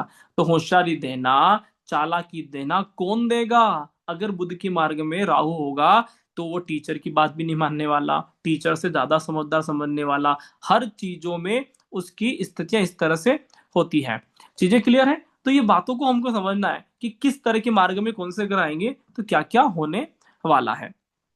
अब शनि आएगा तो क्या होगा, शनि आएगा तो थोड़ा सा खोजी बनाएगा। मतलब आप किसी को बोल दो ना कि साहब ऐसा होता है, देखो हमने तो अनुभव किया है कि 12th हाउस मोक्ष का है। अगर बुध के मार्ग में शनि है तो बुध खोजता रहेगा कि तुम बोल देना हम मान लें, अभी हम इतने पागल नहीं, हम खोजेंगे, हम शोध करेंगे, हम अपने खुद का प्रैक्टिकल अनुभव लेंगे। मानना तो उसको है यहाँ ही पे यही बात, लेकिन आपने कह दिया है, किसी व्यक्ति ने कह दिया, उसके हिसाब से नहीं मानने वाला है। तो डिपेंड करता है कि किस तरह के ग्रह जाए। ओवरऑल स्थिति क्या है, सूर्य और गुरु अगर बुध के मार्ग में होते हैं, शिक्षा बहुत बढ़िया तरीके से हो जाएगी।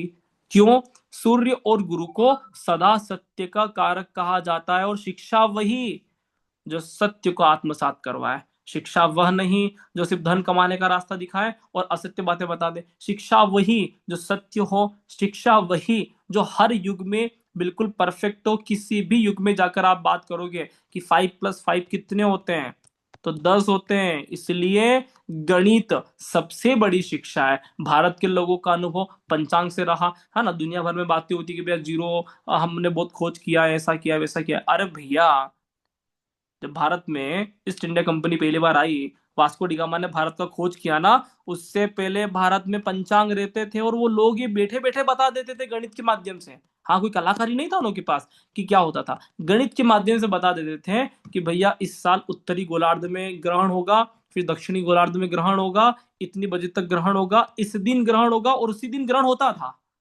और आज भी पंचांग बहुत गहराई से बता देता है ना, कि टूल्स तो बाद में आए हैं कि आज ग्रहण होगा। पंचांग 10 साल पहले का पंचांग, 100 साल पुराना पंचांग, 500 साल पुराना पंचांग आपको बता सकता है कब ग्रहण होगा। क्या छोटी मोटी बातें थी। गणित हर जन्म में साक्षात है, हर जन्म में सत्य है, गणित का कोई खंडन नहीं कर सकता। गणित अपने आप में हमेशा ही सत्य होता है। इसीलिए जितने भी लोग वैज्ञानिक हैं, जितने भी लोग गणित को फॉलो करते हैं, जिसकी भी पास है ना, जो पढ़े लिखे समझदार व्यक्ति हैं, वो व्यक्ति अनुभव करते हैं कि नहीं भैया ज्योतिष तो है। अल्बर्ट आइंस्टीन ने अनुभव किया कि थोड़े दिन पहले गीता मिली होती तो मेरा जीवन कुछ अलग होता। ध्यान दिए चीजों को लेकर। चलिए, तो सूर्य और गुरु जो होता है सदा सत्य की बात करता है। सूर्य बेसिकली हमारे जीवन में गणित का कारक है। कोई आपसे कहेगा कि यार अगर किसी का बुद्ध बढ़िया होता है तो गणित बहुत बढ़िया होता है, मैं इस चीज को रोक देता हूं यहाँ पे। आपको अगर आपको ऐसा लगता है ना कि बुद्ध बढ़िया होता है तो गणित बढ़िया होता है, ऐसा नहीं है, ऐसा नहीं है। जिस व्यक्ति का सूर्य बहुत बढ़िया होगा वो व्यक्ति गणित में मास्टर होगा, उस व्यक्ति का निश्चित तौर पे गणित बहुत अद्भुत होगा। आप अनुभव कर लेना, आप जिस भी पद्धति से देखते हो, सूर्य बहुत बढ़िया होगा, उस व्यक्ति का गणित बहुत बढ़िया होता है, चुटकियों में सवाल करता है। ठीक है, तो वो कभी कभी क्या होता है कि वो तुक्के लग जाते हैं कि बुध बढ़िया होता है तो गणित हो गया, क्योंकि मोटे तौर पे सूर्य बुध साथ साथ रहते हैं तो तुक्के बहुत बढ़िया तरीके से लगते हैं। लेकिन ध्यान देना, सिर्फ बुध अच्छा हो गया और गणित अच्छा हो जाएगा ऐसा नहीं है। बुध के साथ सूर्य अच्छा होना बहुत जरूरी है। जिन जिन भी व्यक्ति के सूर्य बढ़िया होते हैं वो अच्छे गणितज्ञ होते हैं। और एक ज्योतिष के लिए पहले तो चलो आजकल तो सॉफ्टवेयर आ गया है तो चिंता मुक्त हो गए ज्योतिषी लोग, कि अब क्या करना है, एस्ट्रोलॉजी वाला कुंडली बना के देता है ना। लेकिन पहले ऐसा चिंता मुक्त नहीं होते थे। ज्योतिषी वही बनेगा जिसको पहले तो गणित का ज्ञान हो।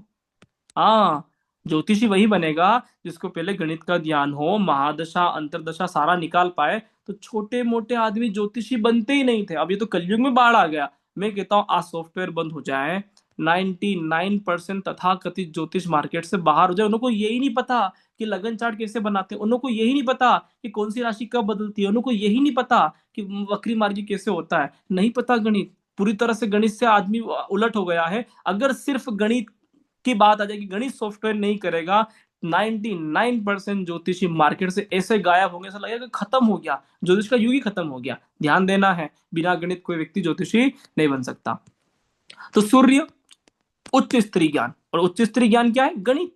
वह गणित बहुत जरूरी है। ठीक है, उसके बाद गुरु, जो हमेशा सत्य का अनुभव करवाए और जो फलित में भी कारक हो। हाँ, फलित में भी कारक हो कि भैया आपके जीवन में फल कथन बढ़िया हो, आपके जीवन में उपाय मिले, इस बात को समझें। तो एक अच्छा ज्ञान वही होता है जो आपकी आत्मा तक जाए और आप भगवान तक पहुंचे। इस बात को समझें कि गणित आपकी आत्मा तक जाती है। आत्मा, सूर्य आत्मा का कारक है, लेकिन इस आत्मा में भी कुछ ना कुछ उलझाव रहता है। करे यार भगवान क्या होता है, गुरु भगवान तक जाता है। गुरु को बोलते परम आत्मा, परम महात्मा। समझ में आ रहा है कि नहीं आ रहा है? गुरु को बोलते भगवान का कारक है कि आत्मा। आज समझो, आज ऐसी स्थिति आ गई है भारत में कि जो व्यक्ति बहुत अच्छा गणित का जानकार है, उस व्यक्ति को गुरु के बारे में नहीं पता, वो परमात्मा तक का अनुभव नहीं किया। जो व्यक्ति ज्योतिष जानता है, उस व्यक्ति को गणित का नहीं पता। समझ में आ रहा है कि नहीं आ रहा है? जो व्यक्ति सूर्य को, आत्मा को जानता है, गणित को जानता है, वो व्यक्ति भगवान को नहीं जानता। ज्योतिष का अनुभव नहीं है, अनुभव नहीं किया, इस तरह की व्यवस्थाएं नहीं रही है, वरना वो व्यक्ति तो बहुत अच्छे से समझ सकता है। और जो व्यक्ति ये बातें समझता है, उस व्यक्ति को गणित का नहीं पता, हो रहा क्या होता है, लगन क्या होता है ना, किस तरह से कुंडली बनाना है, सूर्य कब बदलता है ना, कैसे संक्रांति होता है। कोई चार प्रश्न गणित के पूछ ले तो जय जय श्री राम करके आगे निकल जाए। इस बात को समझे। ऐसी स्थितियां हो कि जो गणित और है ना, सूर्य और गुरु को दोनों को जाने, उसी को बोलते थे, भारत में क्या बोलते थे, ऋषि प्लस मुनि। समझ में आ रहा है? ऋषि का मतलब जो गणित का ज्ञाता हो, मुनि का मतलब जो फलित का ज्ञाता हो। तो ऋषि मुनि की संज्ञा भारत के ऋषि मुनियों को ऐसे ही नहीं मिला कि ऐसा कोई व्यक्ति जो गणित में भी मास्टर हो कि वो आके पूरी बात बता दे कि देखो ऐसा है कि इस दिन ग्रहण लगेगा, इस दिन ऐसा होगा और इस दिन ये घटना होने वाली है। और ऐसा कोई व्यक्ति जो आपको परमात्मा के दर्शन भी करवा दे। तो ऋषि पाराशर जी को इसीलिए इंसाइक्लोपीडिया ऑफ एस्ट्रोलॉजी नहीं कहा जाता है, क्योंकि गणित का भी उनके पास पूरा नॉलेज है और फलित का भी पूरा नॉलेज है। वो ये बात नहीं करते कि उपाय नहीं होता, वो ये बात भी नहीं करते कि गणित नहीं होता।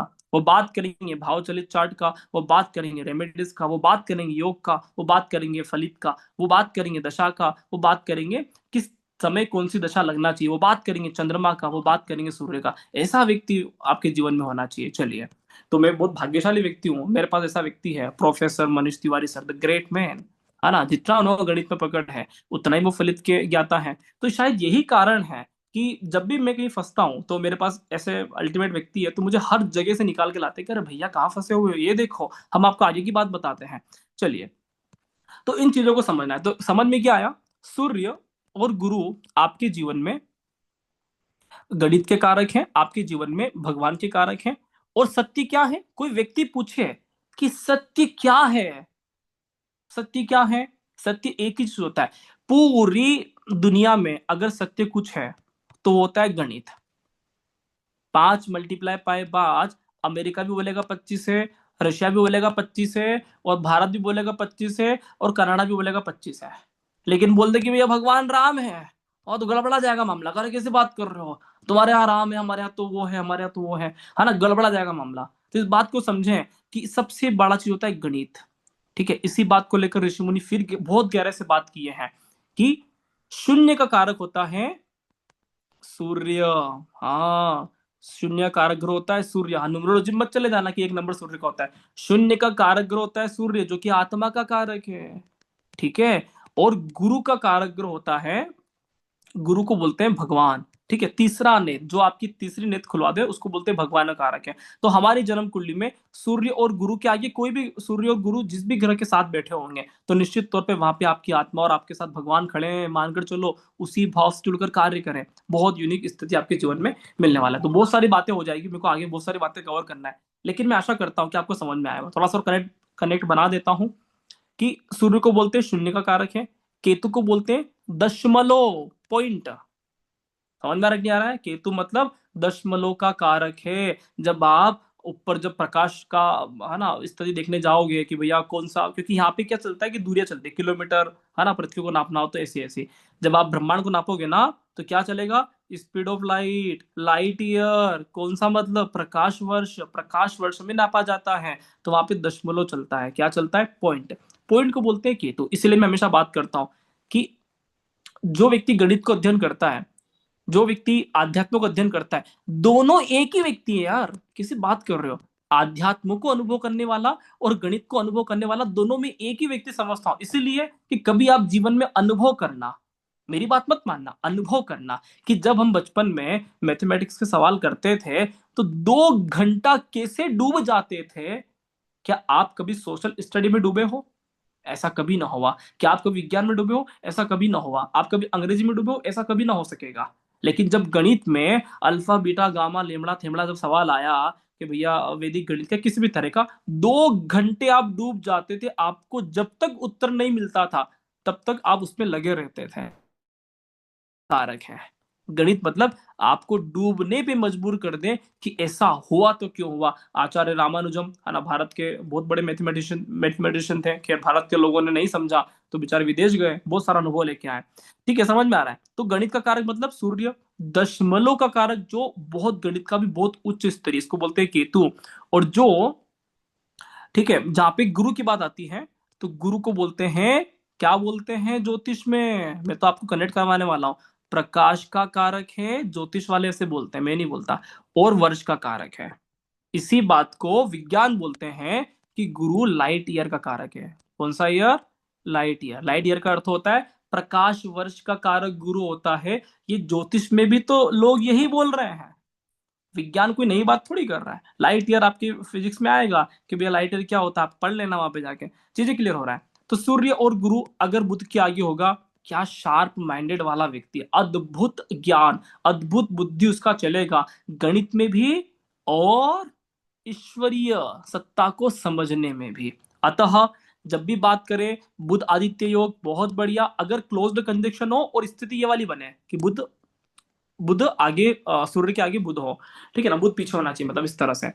इसी तरह से बुध प्लस जुपिटर एक बहुत अच्छा कॉम्बिनेशन, और सूर्य प्लस गुरु एक बहुत बढ़िया कॉम्बिनेशन, क्योंकि आत्मा और परमात्मा का मिलन होता है। यही व्यक्ति एक ज्योतिष के लिए बहुत जबरदस्त व्यक्ति है। अगर ऐसा कोई व्यक्ति मिले आपको सूर्य प्लस गुरु वाला, क्या जबरदस्त ज्योतिष को अनुभव करेगा, व्यक्ति बोलेगा कि अरे मजा आ गया, हमारा ज्योतिष अद्भुत हो गया। तो इस तरह के अनुभव, आनंद की परम, ना, परम सत्ता की बात करता है।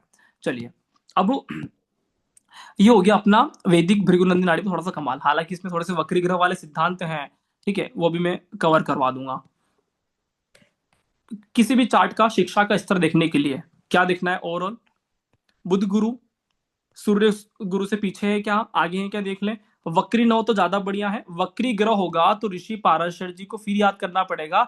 वक्री को बोलते हैं चेष्टावली, काग चेष्टा बको ध्यानम, है ना, तो थोड़ा संस्कृत हमने पढ़ा है बचपन में, तो ऐसा बोलते हैं कि काग चेष्टा, कौवे में सबसे ज्यादा चेष्टा बल होता है और वक्री ग्रह चेष्टा बली होता है। समझिए कि जो व्यक्ति, समझो यहाँ पे पुराने स्टूडेंट है, ठीक है, तो पुराने स्टूडेंट को हमेशा लगेगा कि अब राहुल सर शायद ये वाली बात कर सकते हैं, क्योंकि वो चेष्टावली है, उन्होंने मुझसे पहले से पढ़ा हुआ है, तो हमेशा चेष्टावली रहते हैं। जहां पर भी आप पहले से ही कुछ चीजें जानते हो तो वहां पर वक्री हो जाते हो, ध्यान देना है। कभी अनुभव किया कि भारत पाकिस्तान से बड़ा वक्री रहता है, उल्टा चलता है, वक्री को बोलते हैं उल्टा चलना। अभी बांग्लादेश की क्रिकेट टीम भारत में खेलने नहीं आ रही, पागल व्यक्ति हो, तुम्हारे लॉन्च भारत ने किया है, तुम, देश भारत ने बनाया है, क्रिकेट ने भारत में सपोर्ट किया, भारत अगर नहीं बोलता आईसीसी को तो तुम्हारा क्रिकेट का देश भी नहीं बनता। आज बोल रहे हो कि हम भारत में खेलने नहीं आएंगे। जो भी व्यक्ति बहुत क्लोज्ड होता है ना, करीबी व्यक्ति होता है ना,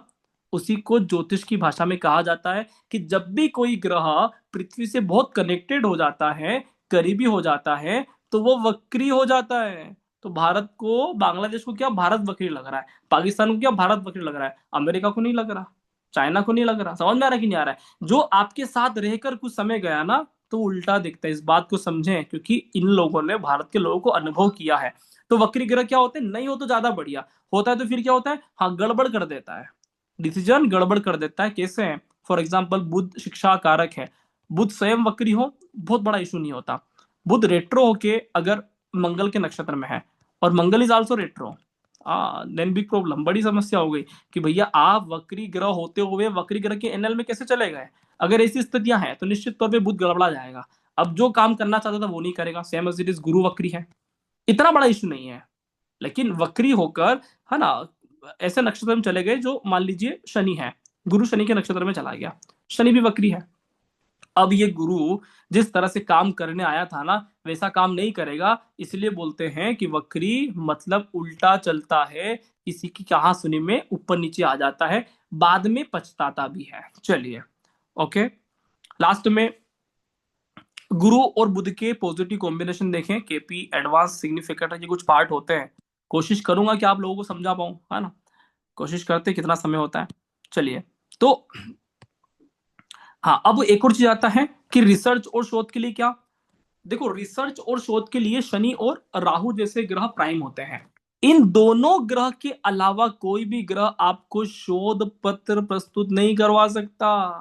आप शोध कर ही नहीं सकते। आप बोलोगे सर राहु तो बेकार पापी ग्रह, अरे कैसे आदमी हो, आपके जीवन में कोई पापी आदमी आता है ना, तो आप शोध करने में मजबूर हो जाते हो कि हमने ऐसा क्या गड़बड़ किया था जो ये व्यक्ति हमारे खिलाफ में जा रहा है, पापी आदमी। जो शनि और राहु आपके जीवन में गहरे से गहरे अनुभव, गहरे से गहरे शोध पत्र प्रस्तुत करते हैं। अगर सेटन और राहु बहुत बढ़िया स्थिति में है, कुछ पाराशरी के नियम बता देता हूं। ऐसा बोलते हैं पाराशरी कि शनि अष्टम में, द्वादश में बहुत बढ़िया रिजल्ट देता है, राहु अष्टम में बहुत शोध करवाता है, राहु 12th हाउस में बहुत शोध करवाता है। तो ये कुछ इसके फेवरेट भाव हैं कि यहाँ पे बहुत बढ़िया रिजल्ट देकर जाता है। तो शनि और राहु के पास अकॉर्डिंग टू केपी 8 12, 8 और 12 को बोलते हैं डूब जाना। ये हर जगह डूब जाने का है, पैसे डूब जाने का, प्रेम में डूब जाने का, ज्ञान में डूब जाने का, भक्ति में डूब जाने का। जहां जहां भी डूब जाने की बात हो रही है, वहां वहां पर 8 और 12 कर देना। 8 और 12 वाला व्यक्ति व्यापार करेगा, हाँ डूबेगा, क्या करेगा, ऐसी दशा चले और व्यक्ति व्यापार करने के लिए डूबेगा। 8 और 12 वाला व्यक्ति अगर भक्ति करने निकले तो तिर जाएगा, क्योंकि भक्ति में आदमी डूबता कभी नहीं है। हनुमान जी कभी डूबे क्या? हाँ, सागर में नहीं डुबा सका। तो भक्ति करने वाला आदमी तिर जाता है। 8 और 12 वाला व्यक्ति प्रेम करेगा, तिर जाएगा। इतनी गहराई से प्रेम कर सकता है, इतनी गहराई से वो व्यक्ति को याद कर सकता है जिसकी कोई सीमा नहीं है। तो अतः 8 और 12 वाला व्यक्ति अगर किसी ग्रंथ में शोध करेगा तो शोध करते करते डूब जाएगा कि अरे भैया, रामायण में अहिरावण का ये लोग आज के जमाने में कौन से देश है, अरे भैया ये शनि राहु क्या होता है, हमने कुछ खोज किया। जब तक डूबोगे नहीं तब तक खोजोगे कैसे? समझ में आ रहा है कि नहीं आ रहा है? तो शनि और राहु पूर्णतया शोध के कारक हैं। इन दोनों ग्रह के अलावा कोई भी आपको शोध पत्र प्रस्तुत करने में बिल्कुल मदद नहीं कर सकता। शनि राहु प्राइम कारक ग्रह, अगर ये आपकी जन्म कुंडली में मजबूत नहीं है तो फिर आप बहुत अच्छे रिसर्चर कभी नहीं बन सकते हो। हाँ, नकली रिसर्चर बनोगे, इस बात को समझें। असली रिसर्चर शनि और राहु वाला बोलता है, फिर उसकी बात नहीं बोलती, उसका ज्ञान बोलता है। समझ में आ रहा है कि नहीं आ रहा है? शनि और राहु बात नहीं बोलती, इन्हों के ज्ञान बोलते हैं, इन्हों का कर्म बोलता है कि वो कौन है। चलिए, अब ठीक है, तो हाँ, अब ये एक कुंडली है। इस कुंडली में मैं कोशिश करूंगा कि आप लोगों को द बेस्ट से बेस्ट सिखा पाऊं, समझा पाऊं कि कैसे इम्प्लीमेंट करते हैं। ठीक है, और मैं आशा करता हूं कि आप सभी अपने अपने जन्म कुंडली में अभ्यास करेंगे और आपको चीजें समझ में आएगी। क्योंकि ये हमारा डेमो सेशन है, डेमो में मेरा प्रयास ये रहता है, हाँ कुछ लोगों का होता है कि सर क्लास बहुत जल्दी है, क्या क्लास में भी ऐसे ही पढ़ेंगे क्या? डेमो सेशन है, मेरा इंटेंशन ये होता है कि मैं आपको एक ही दिन में सब कुछ बताऊं। है ना, ट्रेलर होता है ना, तो सब कुछ बताना पड़ता है, तो फिर कुछ छूट ना जाए। तो कुछ जल्दी में भी गया होगा तो क्षमा चाहता हूँ, लेकिन आशा करता हूँ कि आपने काफी कुछ आत्मसात किया होगा और मैं कोशिश करूंगा कि आपको अच्छे समझा पाऊं। ये एक कुंडली है और मुझे उस कुंडली के बारे में कुछ भी नहीं पता, खाली कागज है। मैं तो इसमें चलित चार्ट का भी प्रयोग नहीं कर रहा हूँ पहली स्थिति में, ना केपी चार्ट का प्रयोग कर रहा हूँ। मुझे एक बेसिक बातें इस कुंडली से देखना है। हालांकि केपी सिग्निफिकेटर मेरे पास अवेलेबल है, तो मुझे केपी चार्ट देखने की आवश्यकता नहीं पड़ेगा क्योंकि सिग्निफिकेटर टेबल में लेके बैठा हूँ। लेकिन फिर भी मुझे डायरेक्ट कुछ फलित करना है। कैसे मैं करूंगा, नियम क्या लगूंगा, क्या मेरे पास नियम है? अगर आपके पास नियम परफेक्ट है, आपको कोई नहीं हरा सकता। निश्चित तौर पे आप बहुत अच्छी तरह से व्यक्ति का शिक्षा देख ही लोगे कि व्यक्ति करना क्या चाहता है, कहना क्या चाहते हो, सारी बात मालूम पड़ जाएगी। तो सबसे पहले नियम क्या है? नियम वही जो अभी हमने समझा। बुध और गुरु को देखूंगा, कोई भी जन्म कुंडली आए तो सबसे पहले मैं किसको देखूंगा? सबसे पहले मैं देखूंगा बुध और गुरु को। कैसे देखूंगा? चलो वही के वही नियम है, बात करते हैं। ध्यान देना है कि अब मैं सबसे पहले बीएनएल लगाता हूं, इसलिए भी है कि मेरा पसंदीदा विषय है। KP significator table second level पे लगाता हूं। यूज सभी का करेंगे, लेकिन मुझे बीएनएल बहुत पसंद है। भृगु नंदी नाड़ी का इतना कमाल है कि इसमें ज्यादा गणित का जानकारी नहीं लगता और बहुत बढ़िया तरीके से भृगु ऋषि ने बहुत अच्छी तरीके से कमाल दिखाया है। तो हमारा नियम क्या है? तो सबसे पहले मैं बुध को देख लूं कि वक्री मार्गी तो नहीं है। देखो, एस्ट्रोसेज में इस तरीके की कुछ चीजें दिया हुआ होता है। वक्री होगा तो ऐसा निशान लग जाएगा, हाँ ये ऐसा वाला, ठीक है। कंबस्ट होगा तो ऐसा वाला, वर्गोत्तम होगा तो ऐसा वाला। अब ये चीजें क्या है क्लास में समझ लेंगे, है ना। उच्च का होगा तो ऐसा वाला, नीच का होगा तो इस तरह के निशान एस्ट्रोसिस कुंडली में दे दिए जाते हैं। चूंकि हमें समझना है कि वक्री तो नहीं है, क्योंकि बुध को तो अस्त का दोष लगता ही नहीं, तो अपन समझ भी नहीं रहा है। क्योंकि इस जन्म कुंडली में बुध वक्री नहीं है, ठीक है। बुध के आगे निशान इस तरह का नहीं है। अब क्या करेंगे? हाँ, अब वही करेंगे जो हमारे नियम कहेंगे। सबसे पहले मैं बुध और गुरु की चीजों को लिखूंगा। कैसे लिखूंगा? तो बुध होता है बुद्धि का कारक, अभी अपन ने टेबल बनाया था। तो बुध सूर्य के आगे है कि पीछे है, तो मैं कैसे लिखूंगा? असेंडिंग ऑर्डर में। कुंभ राशि, 11 नंबर की राशि को क्या बोलते हैं? कुंभ राशि। कुंभ राशि में 3 ग्रह यहाँ पे बैठे हुए हैं, आपको दिख रहा होगा। एक है राहु, असेंडिंग ऑर्डर में लिख रहा हूं, राहु 10 डिग्री का। सेकंड नंबर है बुध, बुध है 15 डिग्री का। तीसरे नंबर पर है शुक्र, जो कि है 27 डिग्री का। और उसके बाद आता है सूर्य, क्योंकि बुध सूर्य आसपास रहते हैं, बिल्कुल बहुत अच्छे यारी दोस्ती मेंटेन करते हैं। तो सूर्य है 2 डिग्री का, लेकिन सूर्य मीन राशि का है, राशि बदल लिया। अब मुझे ये देखना है कि बुध के मार्ग में, इसको बोलते हैं मरकरी, बुध के मार्ग में कौन सा ग्रह आ रहा है। तो यहां पर पता चला कि देखो, ये रहा अपना बुध। इसके मार्ग में कौन आया? तो इसके मार्ग में आया ये वाला राहु। अतः पहला प्रिडिक्शन क्या होना चाहिए? कुछ भी नहीं देखना आगे, लेकिन पहला प्रिडिक्शन क्या होना चाहिए? बुध के मार्ग में राहु आते से क्या होगा? व्यक्ति के अंदर राहु वाले कॉन्सेप्ट मिक्स होंगे। मतलब कि व्यक्ति थोड़ा सा होशियार होगा, थोड़ा सा चालाक होगा, अपने आप को समझदार समझने वाला होगा। टीचर की बात को न मानकर थोड़ा सा टीचर से ज्यादा समझदारी दिखाने वाला होगा। इस तरह के उसके अंदर एटीट्यूड्स रहेंगे कि वो व्यक्ति किसी की बात न मानते हुए अपने आप को अत्यधिक होशियार समझने की कोशिश करता होगा। ये मैं ज्यादा नहीं गया हूं डीप में, सिर्फ इतना सा ही देखा हूं कि बुध के मार्ग में कौन मिला। राहु मिला, तो ये बात कर रहा हूं। अगर ये शुक्र आगे होता ना, राहु की जगह मान लो शुक्र होता, तो मैं ये कहता कि व्यक्ति बहुत क्रिएटिव होगा, कलात्मक होगा, रचनात्मक होगा, चीजें बदल जाती। यही कि ग्रह बैठे रहते युति में, युति नहीं बदलता, बस आगे पीछे डिग्री का अंतर हो जाता, चीजें बदल जाती है। तो आपको ये समझना है क्या प्रिडिक्शन हुआ कि बुध इस व्यक्ति के जन्म कुंडली में थोड़ा सा होशियार, चालाक, थोड़ा सा भौतिक जीवन में अपने आप को और स्मार्ट समझने वाला होता है। राहु को बोलते हैं हर चीज में और स्मार्ट समझने वाला, राहु को बोलते हैं अति का कारक है। अति, अत्यधिक, ज्यादा। हाँ समझ रहे हो ना चीजों को लेकर। हाँ, और केतु का होता है कमी, कम कर देना, काट देना। केतु मतलब काटता है, हाँ। तो बच्चे है ना, काट देते हैं ना हाथ को, उंगली को। तो बच्चे केतु का अनुभव कर रहे हैं, देखा छोटे बच्चों को, उंगली खाते रहते हैं, काटते रहते हैं। तो छोटा बच्चा केतु, केतु के अनुभव करते हैं। और जो व्यक्ति फैलता रहता है, ये धन चाहिए, ये गाड़ी चाहिए, फलाना चाहिए, वो चाहिए, ये चाहिए, फैल रहा है, हर जगह फैल रहा है, हर जगह अपना ही नाम हो, अपना ही सिक्का हो, आदमी क्या है? राहु की भूमिका है। इस व्यक्ति का बुध क्या फील करेगा? राहु की भूमिका में इसका असर होने वाला है। चलिए दूसरा, अब बुध के मार्ग में एक चीज क्लियर हुआ कि ये वाला आया, क्या बुध से जुड़ने वाले कुछ भी ऐसे कॉम्बिनेशन है जो पाराशरी ने एक्टिवेट किए थे? मोटे तौर पे सूर्य और बुध का कॉम्बिनेशन हो जाता है, लेकिन यहाँ पर नहीं है, यहाँ पर उल्टा बुध प्लस राहु का कॉम्बिनेशन है। तो कहीं भी कहीं ना कहीं मामला गड़बड़ाएगा बुद्धि को लेकर। लेकिन क्या इस व्यक्ति का आत्मा, इस व्यक्ति का जो इथिक्स है, इस व्यक्ति की जो ईमानदारी है, क्या उसमें भी गड़बड़ है? तो उत्तर है नो, उसमें गड़बड़ नहीं है। क्यों नहीं है? क्योंकि सूर्य बिल्कुल फ्रेश है, फ्रेश, कुछ भी सूर्य के आसपास दिक्कत नहीं है। और सूर्य अंत में, है ना, शुक्र और सूर्य स्तरी लिखा हुआ था ना, तो सूर्य शुक्र से मिलता है, कोई दिक्कत नहीं है। सूर्य यहाँ पे किसी भी पापी ग्रह के साथ नहीं बैठा हुआ है, ना किसी पापी ग्रह की दृष्टि है। अतः हम ये मानकर चलेंगे कि व्यक्ति का सूर्य बहुत बढ़िया है, आत्मा व्यक्ति का बहुत सही स्थिति में है।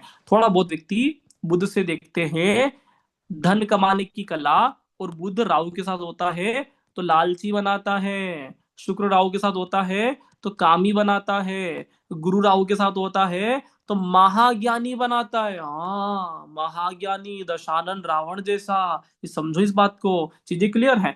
तो ये जो ग्रह होते हैं, तो धन का बहुत ज्यादा उसके दिमाग हुआ, लेकिन थोड़ा सा लालच होगा। चलिए अब सेकेंड नियम क्या देखेंगे, तो हम बात करेंगे इस चार्ट में फोर्थ हाउस को, नाइन्थ हाउस को और ट्वेल्थ हाउस तब देखते हैं जब पीएचडी की बात करते हैं। तो पीएचडी की बात करेंगे ना, तो निश्चित तौर पे हम देखेंगे अब कैसे हम चतुर्थ और नवम भाव को अनुभव करेंगे। तो इसके लिए आपको कस्पल चार्ट लगाना है, केपी सिग्निफिकेटर एबीसीडी टेबल लगाना है। हालांकि आप पाराशरी से भी कर सकते हो, मैं आपको पाराशरी से भी करके बता सकता हूं, लेकिन मैं आपको पहले केपी समझाऊं थोड़ा सा। तो केपी में कैसे करेंगे, जो जो भी ग्रह 4 और 9 के सिग्निफिकेटर दे रहे हैं, वो ग्रह निश्चित तौर पे बहुत बढ़िया शिक्षा की बात कर रहा है। 4 9 अच्छी शिक्षा की बात कर रहा है, 4 9 शिक्षा को लेकर बढ़िया बात करने वाला है। ये भी 9 दे रहा है कहीं ना कहीं, है ना, हाँ, ये भी 9 दे रहा है, 4 यहाँ पे दे रहा है, शिक्षा की ठीक ठाक बात कर सकता है। ठीक है, ये भी 9 दे रहा है, ये भी 4 दे रहा है, शिक्षा की अच्छी बात कर सकता है।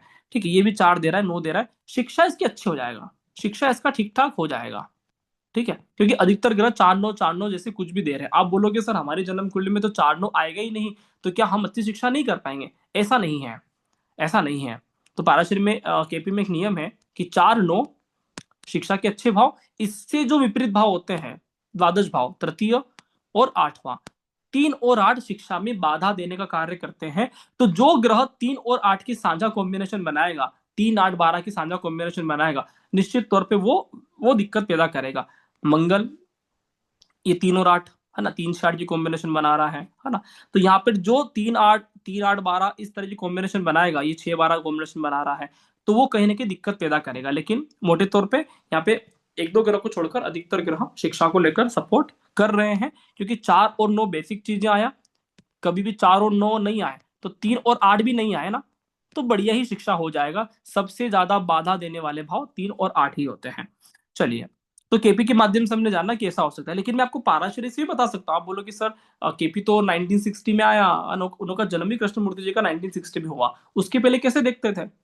अरे देखते थे, बहुत अच्छी तरह से देखते थे।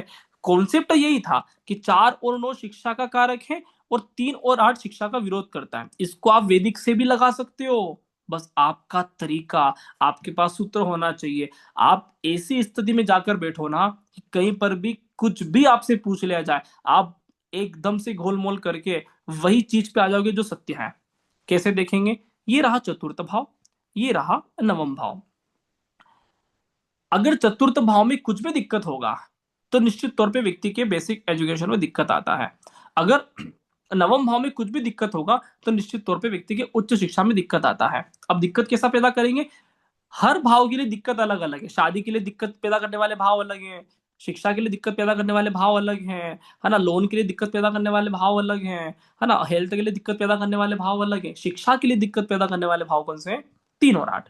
3 और 8 का संबंध अगर चतुर्थ और नवम भाव से बनता है तो ये कहने की दिक्कत पैदा करेंगे। तृतीय भाव का स्वामी और अष्टम भाव का स्वामी इस जन्म कुंडली में चूंकि एक ही है, जिसका नाम है मंगल। ये मंगल अगर चतुर्थ या नवम में किसी भी जगह जाके बैठेगा तो भैया ये अकेला ऐसा ग्रह है जो बोलेगा कि मैं अकेला ऐसा ग्रह हूं जो दिक्कत क्रिएट करूंगा। यहाँ पे आप देखो, मंगल 9th हाउस में बैठा हुआ है। इस व्यक्ति का उच्च शिक्षा में बाधा आएगा। इस व्यक्ति का उच्च शिक्षा में बाधा आएगा। ये व्यक्ति बीकॉम करते करते फेल हुआ, उच्च शिक्षा लेते हुए बाधा आएगा इसका। इस व्यक्ति का ड्रॉप हुआ, कॉलेज ड्रॉप आउट हुआ। कारण एक ही है कि 9th हाउस में ऐसी स्थिति बनी, निश्चित तौर पे दिक्कत आता है। इस बात को समझने का विषय है। तो केपी के माध्यम से अपन बहुत सारी चीजें एक्सप्लेन कर सकते हैं। तो बहुत सारी चीजें होती है। कहने का मतलब ये कि हमारे पास सूत्र क्लियर होना चाहिए। क्या ये व्यक्ति रिसर्च वाला कुंडली है क्या? क्या ये व्यक्ति शोध पत्र प्रस्तुत कर सकता है क्या? तो चूंकि राहु के सिग्निफिकेंट अलग तरह से बनाते, उस पर बात नहीं करेंगे। लेकिन शनि से देख लीजिए, कॉम्बिनेशन क्या होते हैं? 8 और 12 डूब जाना, 9 और 11 लाभ, उच्च शिक्षा में लाभ। नवम भाव उच्च शिक्षा, 11 भाव शोध पत्र प्रस्तुत करना, 11th house fulfilment of desire. 8-12 के साथ 9-11 जैसे कॉम्बिनेशन शनि के पास है क्या? ऐसा तो नहीं दिख रहा है अकॉर्डिंग टू केपी। चलो आ जाओ, वैदिक के माध्यम से आ जाओ। क्या अष्टम भाव में शनि दिख रहा है? ऐसा तो नहीं दिख रहा है। क्या अष्टम भाव द्वादश भाव में शनि दिख रहा है? ऐसा भी नहीं है। क्या यहाँ पे राहु है? ऐसा भी नहीं है। यहाँ पे राहु है? ऐसा भी नहीं है। तो इसका मतलब एक बात स्पष्ट है कि व्यक्ति बहुत बड़ा शोध पत्र प्रस्तुत नहीं कर पाएगा।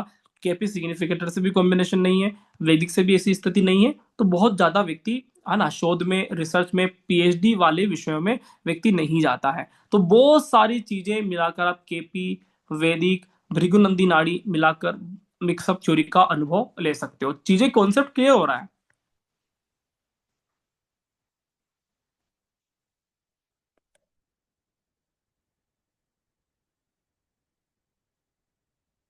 हाँ, कॉन्सेप्ट क्लियर हो रहा है आप सभी को? ऐसा ना हो कि मैं बहुत फास्ट चल रहा हूँ और पता ही नहीं चल रहा है। हाँ, रिएक्शन दे सकते हो। चीजें क्लियर हो रहा है।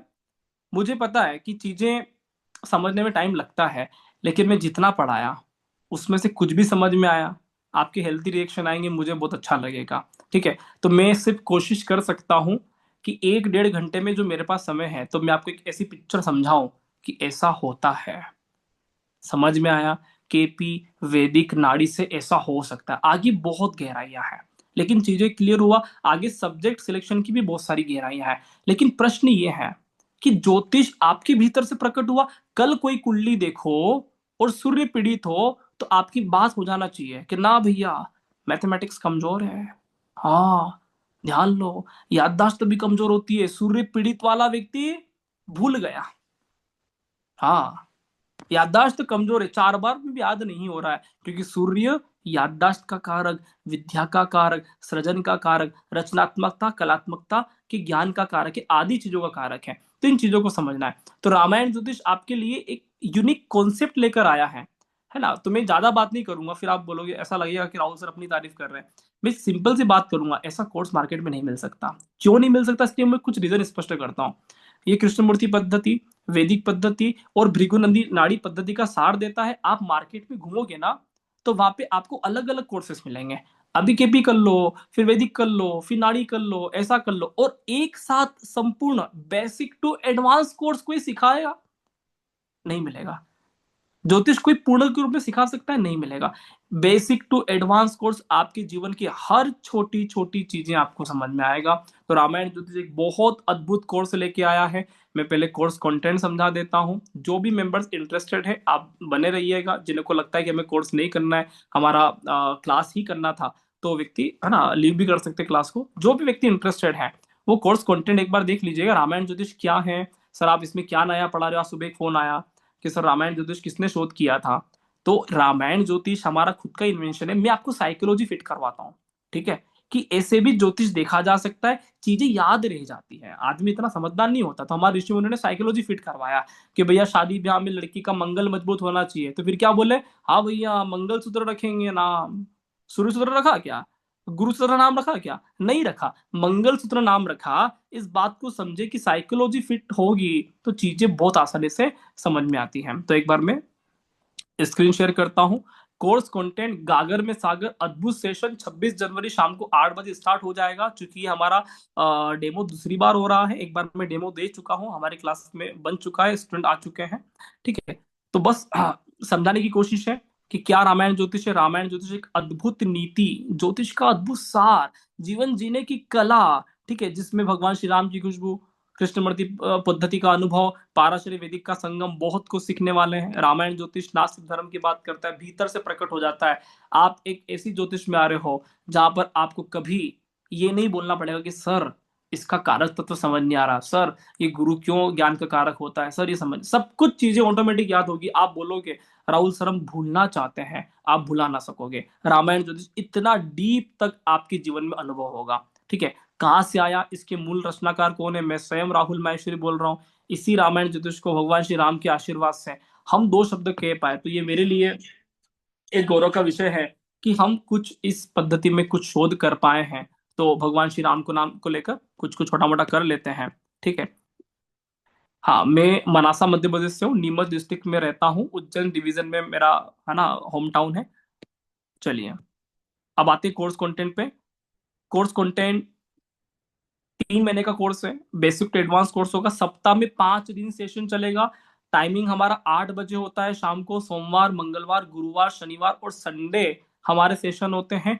6 महीना फ्री प्रैक्टिस प्लेटफॉर्म मिलता है जहां पर अलग अलग विविध विविध कुंडलियों में अभ्यास करते हैं। हालांकि संडे सेशन में भी करते हैं, लेकिन उसके बावजूद भी मैं 6 महीना स्टूडेंट के साथ में रहकर अभ्यास करवाता हूँ। हमारी क्लासेस हिंदी में होगा, जिस तरह से मैं बात कर रहा हूँ।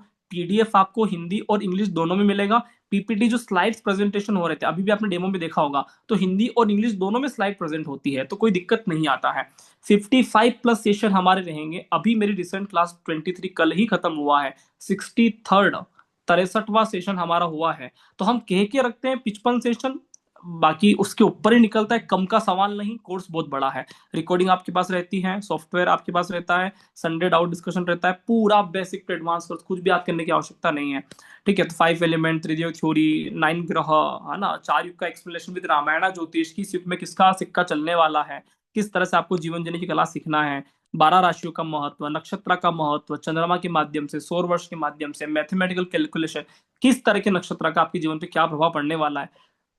जिस तरह से हमारे ऊपर चंद्रमा का प्रभाव पड़ता है, तो ग्रह के ऊपर नक्षत्र का प्रभाव पड़ता है। तो बहुत सारी बातें समझने वाले हैं। चैप्टर 5, है ना, 12 भाव का महत्व, एंटी क्लॉकवाइज थ्योरी, दिशा बल थ्योरी, थ्योरी ऑफ स्टेबिलिटी, काल पुरुष कुंडली, कारक ग्रह का महत्व, फिक्स्ड कारक, चर कारक, बहुत सारी बातें, ग्रह राशि, उम्र, एज, अवस्था, ग्रहण योग, कब किसका अच्छा, कौन सा राजयोग बनाता है, कौन सा खंडन करता है, कौन सा मंडन करता है, उच्च नीच मूल त्रिकोणी राशि कॉन्सेप्ट, राजयोग, शापित दोष, केमिद्रम, बहुत सारी बातें, मांगलिक, साढ़े साती, नीच भंग, बहुत सारी बातें, दृष्टि, युति, विचार, आदि आदि।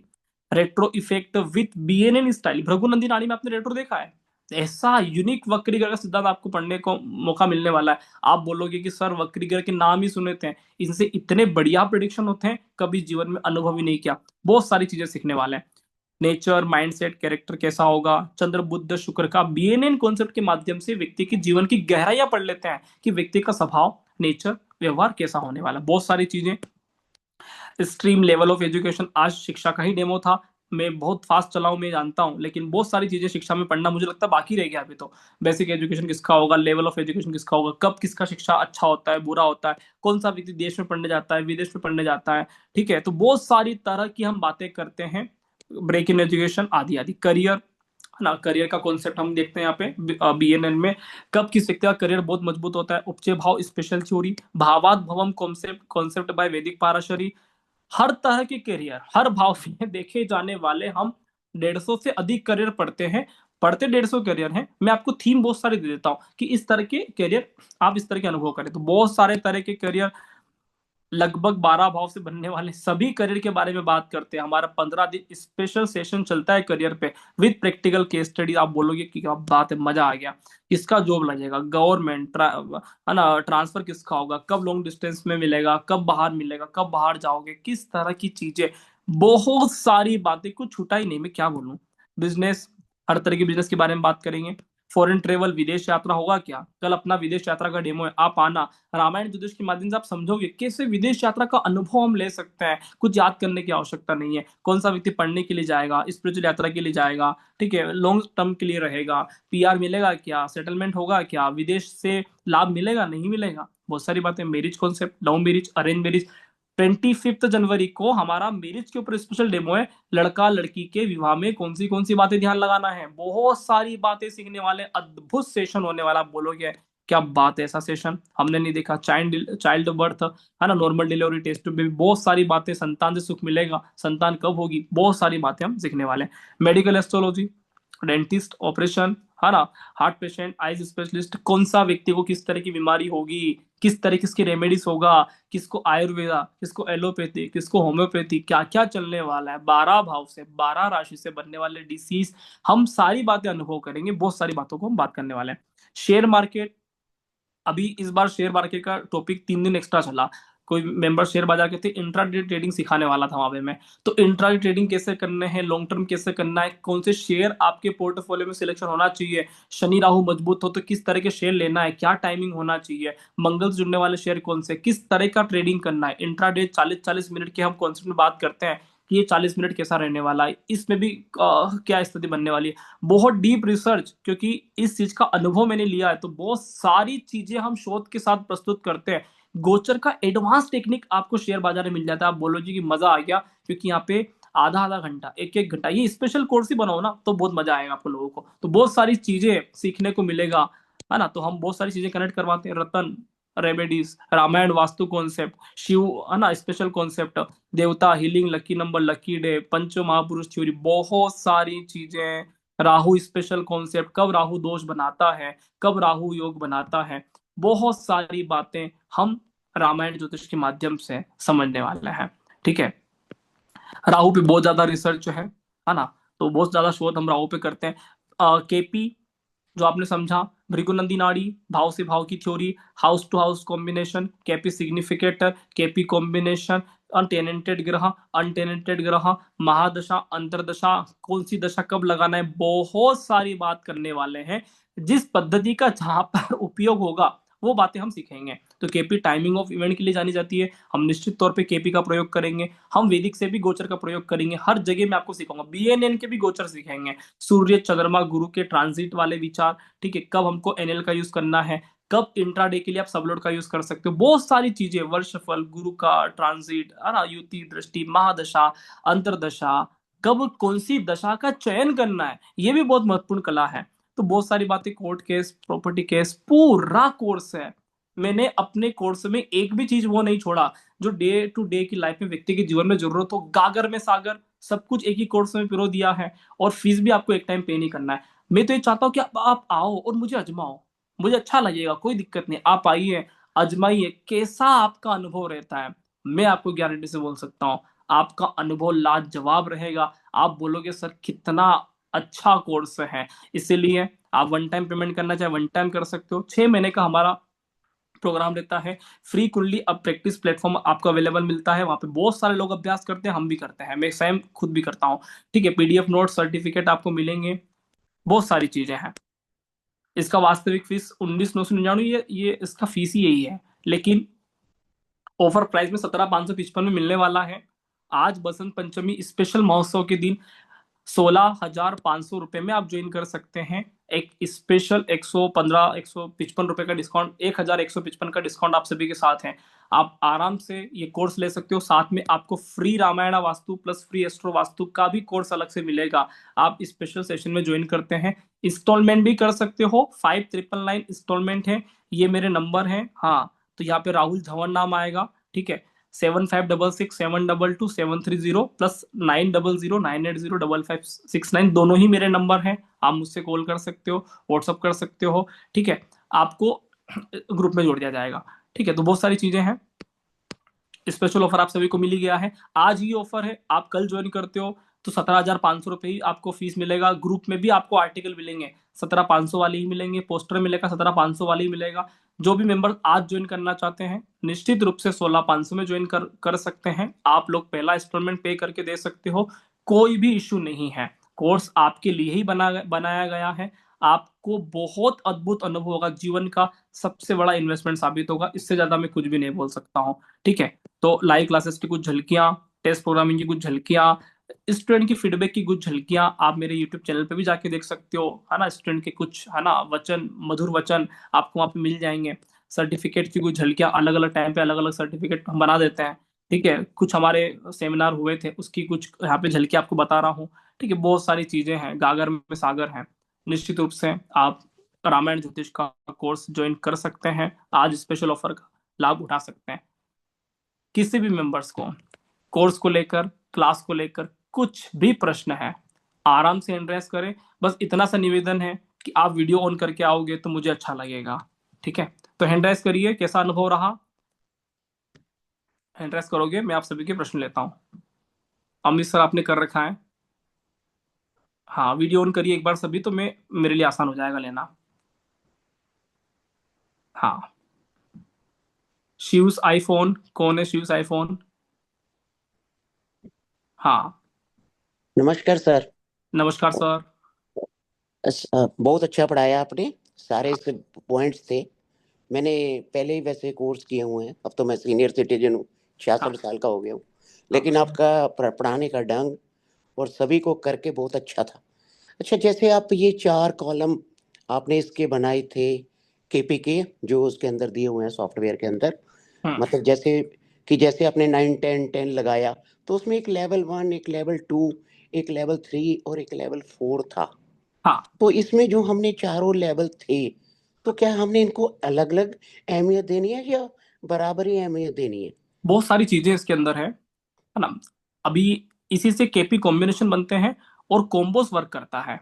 तो अभी ये केपी सिग्निफिकेटर थे, और आपको कॉम्बिनेशन बनाने में एक अलग से क्लास लेना पड़ेगा मुझे, है ना। तो नहीं, मुझे कॉम्बिनेशन मैंने बनाएंगे किया तो सर, हाँ, मैंने कर रखा है। निश्चित तौर तो पे थोड़ा कॉम्बोस वर्क मैं, करता है। मतलब मैंने ये चारों विद्या जो आपने सिखाई है वे करी बिल्कुल हुई है। अच्छी अब तो बात है। मतलब थोड़ा बुजुर्ग हो गए हैं, बस हाँ, वो इंटरेस्ट है, हाँ। मतलब वो इसके बाद है, क्योंकि 66 साल की एज में थोड़ा ये है। अच्छा, तो थोड़ा मैं क्लैरिटी चाह रहा था, जैसे हम सब लॉर्ड को देखकर उसके बहुत बाद सारी वो किस। क्लियरिटी मिल जाएगा, लेकिन ये सारा पेड क्लासेस में होता है। मैं यहाँ पे क्या बताऊंगा, ठीक है, आप अच्छा, भी जानते हो कि इतना आसान नहीं होता है नहीं सही है, आई सारी एग्री, चीजें आई एक्सप्लेन करना। एग्री, आई एंडोर्स। ठीक है, सिर्फ मैं थोड़ा, जैसे हम वैल्यू देते हैं कि लेवल 1 सबसे अच्छा होता है, 90% इसको मैं रिजल्ट पेड जो। क्लास में डिस्कस करूंगा सर। ठीक है, ओके, केपी कॉम्बिनेशन एक अलग टॉपिक चला जाएगा, डिस्कशन करने में दिक्कत नहीं है, लेकिन करेक्ट, इतना समय नहीं है। ठीक है, तो करेक्ट, करेंगे करेक्ट। इसकी बात। मैं आपको यहाँ पे डेमो देने आया हूँ, आप मुझे समझो, मैं आपको समझूं, और आपको ये समझना है कि मैं पढ़ाता कैसा हूँ, हमारा कॉन्सेप्ट क्या है, कंटेंट क्या है। इतनी सी चीजें हमें हमारे दिमाग में डालना है। यहाँ पर पूरी पिक्चर तो आपको भी पता है कि पूरी पिक्चर तो कोई भी नहीं बताएगा, ये तो आप भी जानते हो, लेकिन कोशिश ये कर रहा हूं कि आप लोगों को बेस्ट से बेस्ट समझा सकूं, आपके टाइम का भी सदुपयोग हो और आप कोर्स के बारे में भी जाने, और अच्छे से कोर्स करना हो तो निश्चित रूप से पेड क्लास में आ सकते हैं। हाँ, रवि सर कुछ कह रहे हैं? हाँ सर, बहुत अच्छा लगा आपका स्टाइल पढ़ाने का। हाँ, बट आप थोड़ा बहुत फास्ट हो एकदम, जैसे बुलेट ट्रेन होता है ना, आप कैसे जाते हो हाँ, बुलेट ट्रेन मैं की तो तरह। पहले ही और बोला एक हूँ, और चीज बीच में पूछना डेमो था। बोल दिया था कि ये डेमो सेशन है। ठीक है, अगर मैं बुलेट ट्रेन नहीं पकड़ूंगा ना, तो वैसे भी 2 घंटा हो गए आपको बैठे हुए। अरे भैया, अगर बुलेट ट्रेन नहीं पकड़ते तो 3 घंटे तो वहीं लगा रहे होते, आपको आधे कॉन्सेप्ट भी क्लियर नहीं होते। तो कोशिश ये किया है कि आपको कम समय में ज्यादा से ज्यादा दिया जाए। ठीक है, एक और जब चीज सर, हमारा पेड ये क्लासेस होगा तो हम बहुत शांति से एक एक कॉन्सेप्ट को क्लियर करते हैं। ये मैं ये बहुत स्टार्टिंग में अच्छा बोल लगा, दिया। आपका क्लास बहुत अच्छा लगा। हाँ, तब जाते हैं पूरा कोर्स करना आपसे। और सर, नक्षत्र के बारे में, 28 नक्षत्र होते हैं, एक नक्षत्र को क्यों नहीं लेते हैं, अभिजीत को? अभी बात करेंगे ना पेड क्लास में। हाँ, बस आप राहुल सर को जान लो, सारी कॉन्सेप्ट क्लियर करवाऊंगा।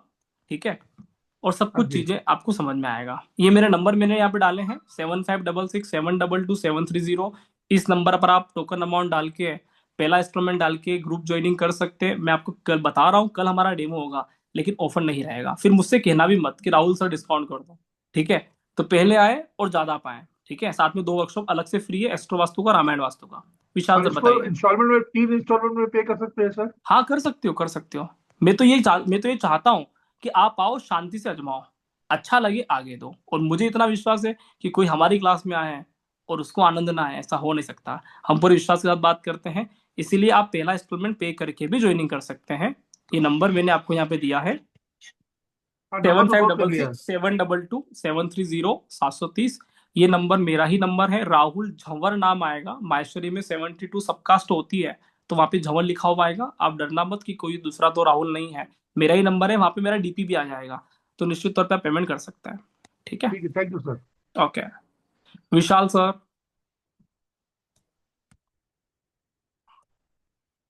हाँ जी सर। जय राम जी की सर। जय श्री राम सर। सर एक बहुत बेसिक सा डाउट है हाँ कि जो हम भाव लिखते हैं वो काउंटर क्लॉकवाइज लिखा है 1 से लेके 12 तक, हाँ लेकिन आज जो आपने क्लास में बताया कि ग्रह आगे और पीछे, वो आपने क्लॉकवाइज बताया। हाँ, तो उसकी उसकी बात ये करूंगा मैं। हमारी एक क्लास में एक विषय है एंटी क्लॉकवाइज थ्योरी।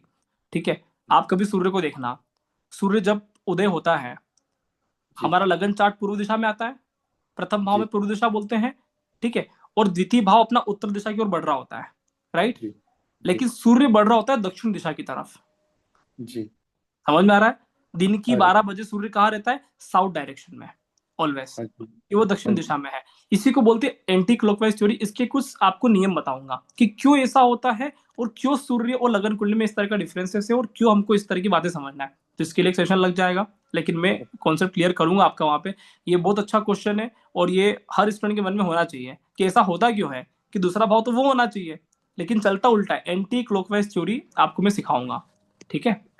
जी सर, ठीक है, धन्यवाद। हाँ। और किसी का प्रश्न है? कुछ प्रश्न, डाउट कुछ भी हैं आप निश्चित तौर पे पूछ सकते हैं। हाँ, अभी मैं आपको मौका दे रहा हूँ। फिर भी आपको कुछ भी डाउट लगे तो ये मेरा नंबर है, आप इस पे मुझे मैसेज कर देना, व्हाट्सएप मैसेज। और इसी पे आप पेमेंट कर दीजिएगा और इसी पे आप, है ना, मुझे फोन लगा सकते हो। कुछ भी आपके डाउट वगैरह रहते हैं, आज ही ज्वाइन करोगे, स्पेशल डिस्काउंट में आपको ऑफर मिल जाएगा। क्लास में कुछ भी आर्टिकल आएगा उसका फीस 17,500 लिखा हुआ ही रहेगा। तो जो मेंबर्स क्लास में आए हैं, समय का सदुपयोग हुआ है, उन को फायदा मिलेगा। तो निश्चित तौर पे आप आ सकते हैं। फिलहाल आज के लिए इतना ही है, और कल होगा हमारा विदेश यात्रा का अद्भुत टॉपिक। आप बोलोगे सर हमने इतनी बार यात्राओं को समझा, इतनी बार विदेश यात्रा की कॉन्सेप्ट को पढ़ा, ऐसा कॉन्सेप्ट कभी ना पढ़ा। आपको रामायण ज्योतिष के माध्यम से बहुत कुछ सीखने को मिलेगा कि कैसे रावण, हनुमान, है ना, सीता मैया, श्री राम कैसे इसमें कारक रोल प्ले करते हैं। निश्चित रूप से कल ठीक साढ़े 6 बजे उपस्थित रहिएगा। और परसों हमारा होगा विवाह का टॉपिक, तो हम वो भी पढ़ेंगे। तो आशा है सभी को अच्छा लगा होगा, मजा आया सभी को। हाँ, मानस सर लास्ट लास्ट में आ रहे हो, बस मैं बंद ही करने वाला था। हाँ सर, अनम्यूट करिए सर, मानस सर।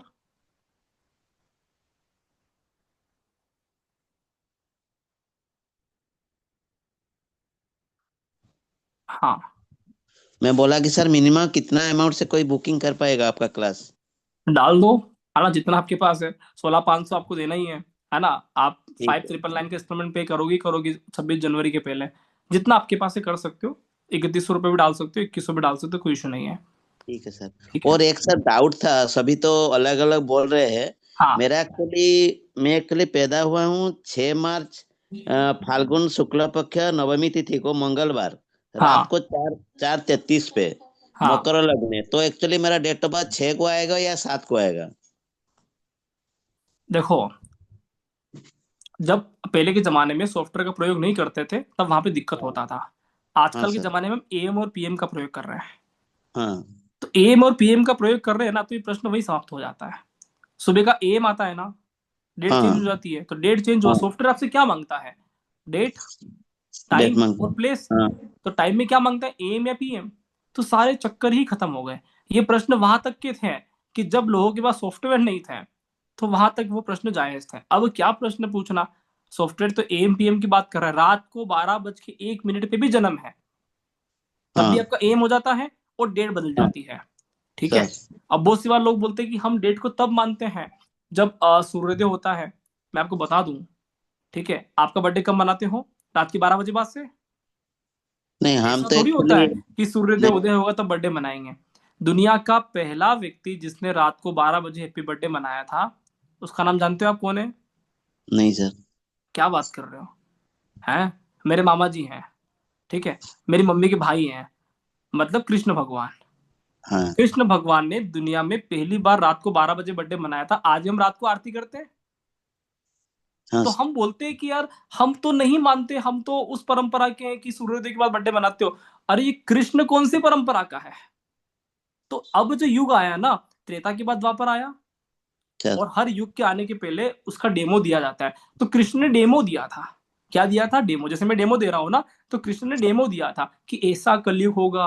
हाँ, ऐसे छल बल होंगे। तो कृष्ण डेमो दिया था, आपको क्या लग रहा है वो अवतार थे? डेमो देने आए थे, भगवान श्री राम डेमो देने आए थे।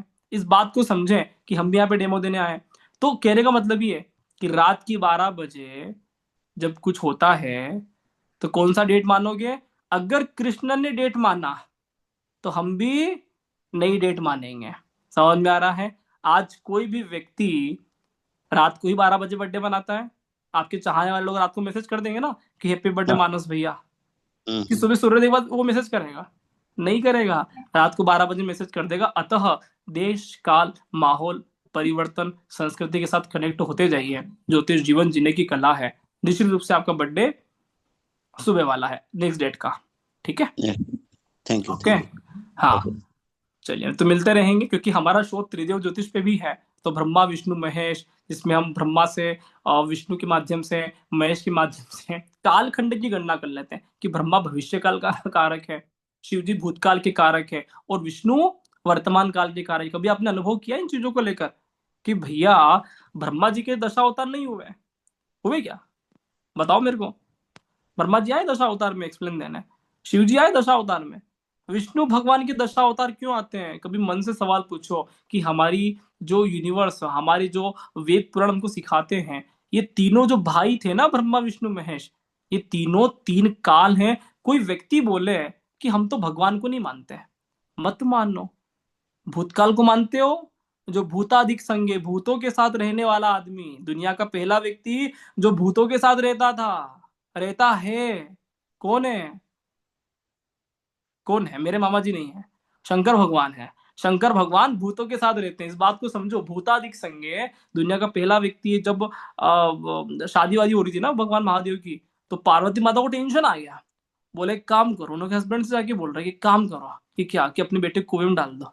कि क्यों करे? बारात में तो आधे नंगे लोग हैं, किसका सिर है तो इसका पाँव भी नहीं है, भूत प्रेत आ रहे हैं। तो डर गए क्योंकि महाकाल भगवान शिव भूतों के साथ रहते हैं। तो हमारा जितना भी पास्ट भगवान शिव से जुड़ा हुआ, इसी शिव को बोलते हैं राहु, ग्रहों के माध्यम से। हाँ, मेरे को मत पकड़ लेना, रावण शिव का बहुत बड़ा भक्त था।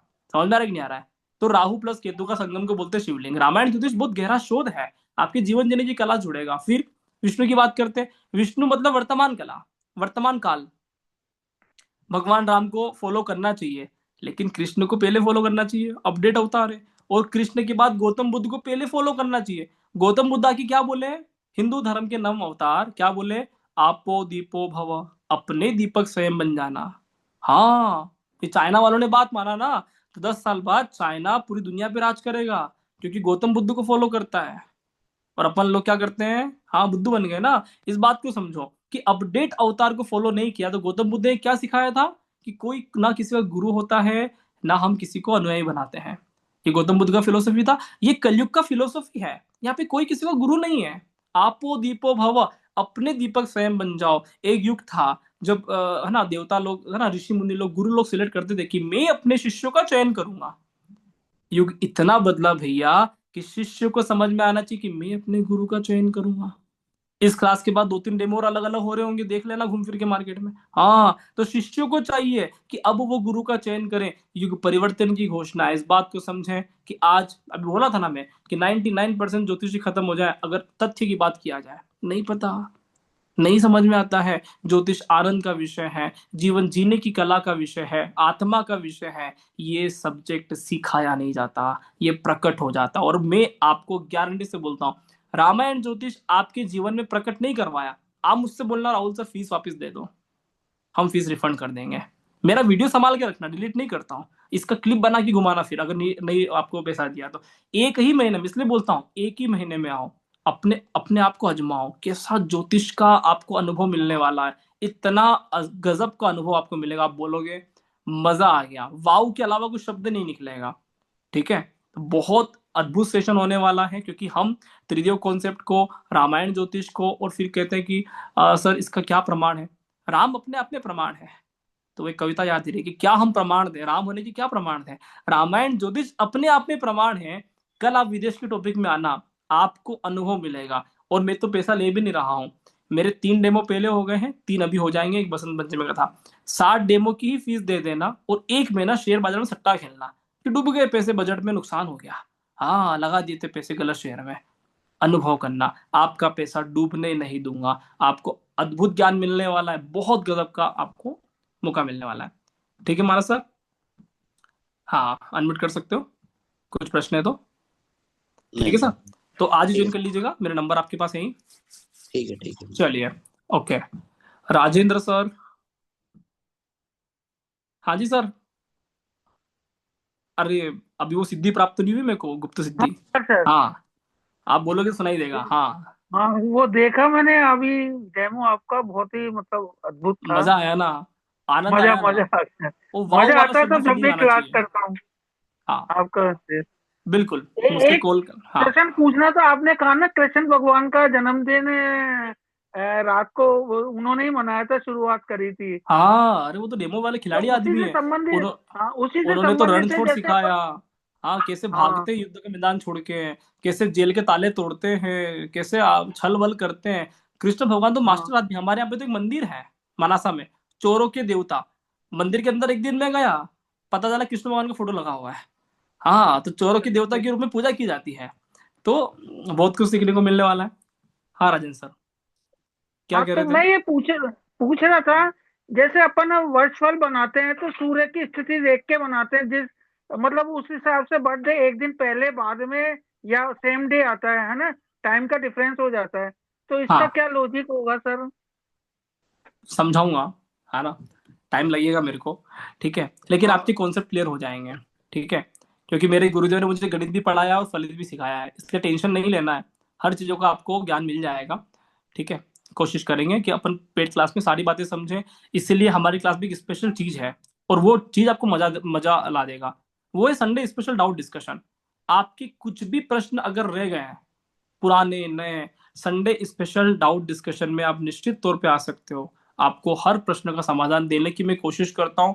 और बहुत सारी कविताओं के माध्यम से, कहानियों के माध्यम से, मैं ऐसे कविता भी लिखता हूँ, तो बहुत सारी चीजें आपको वहां से कनेक्ट होगा। आप मेरा वीडियो देखोगे ना यूट्यूब चैनल, आपको बहुत सारी चीजें सीखने को मिलेगा।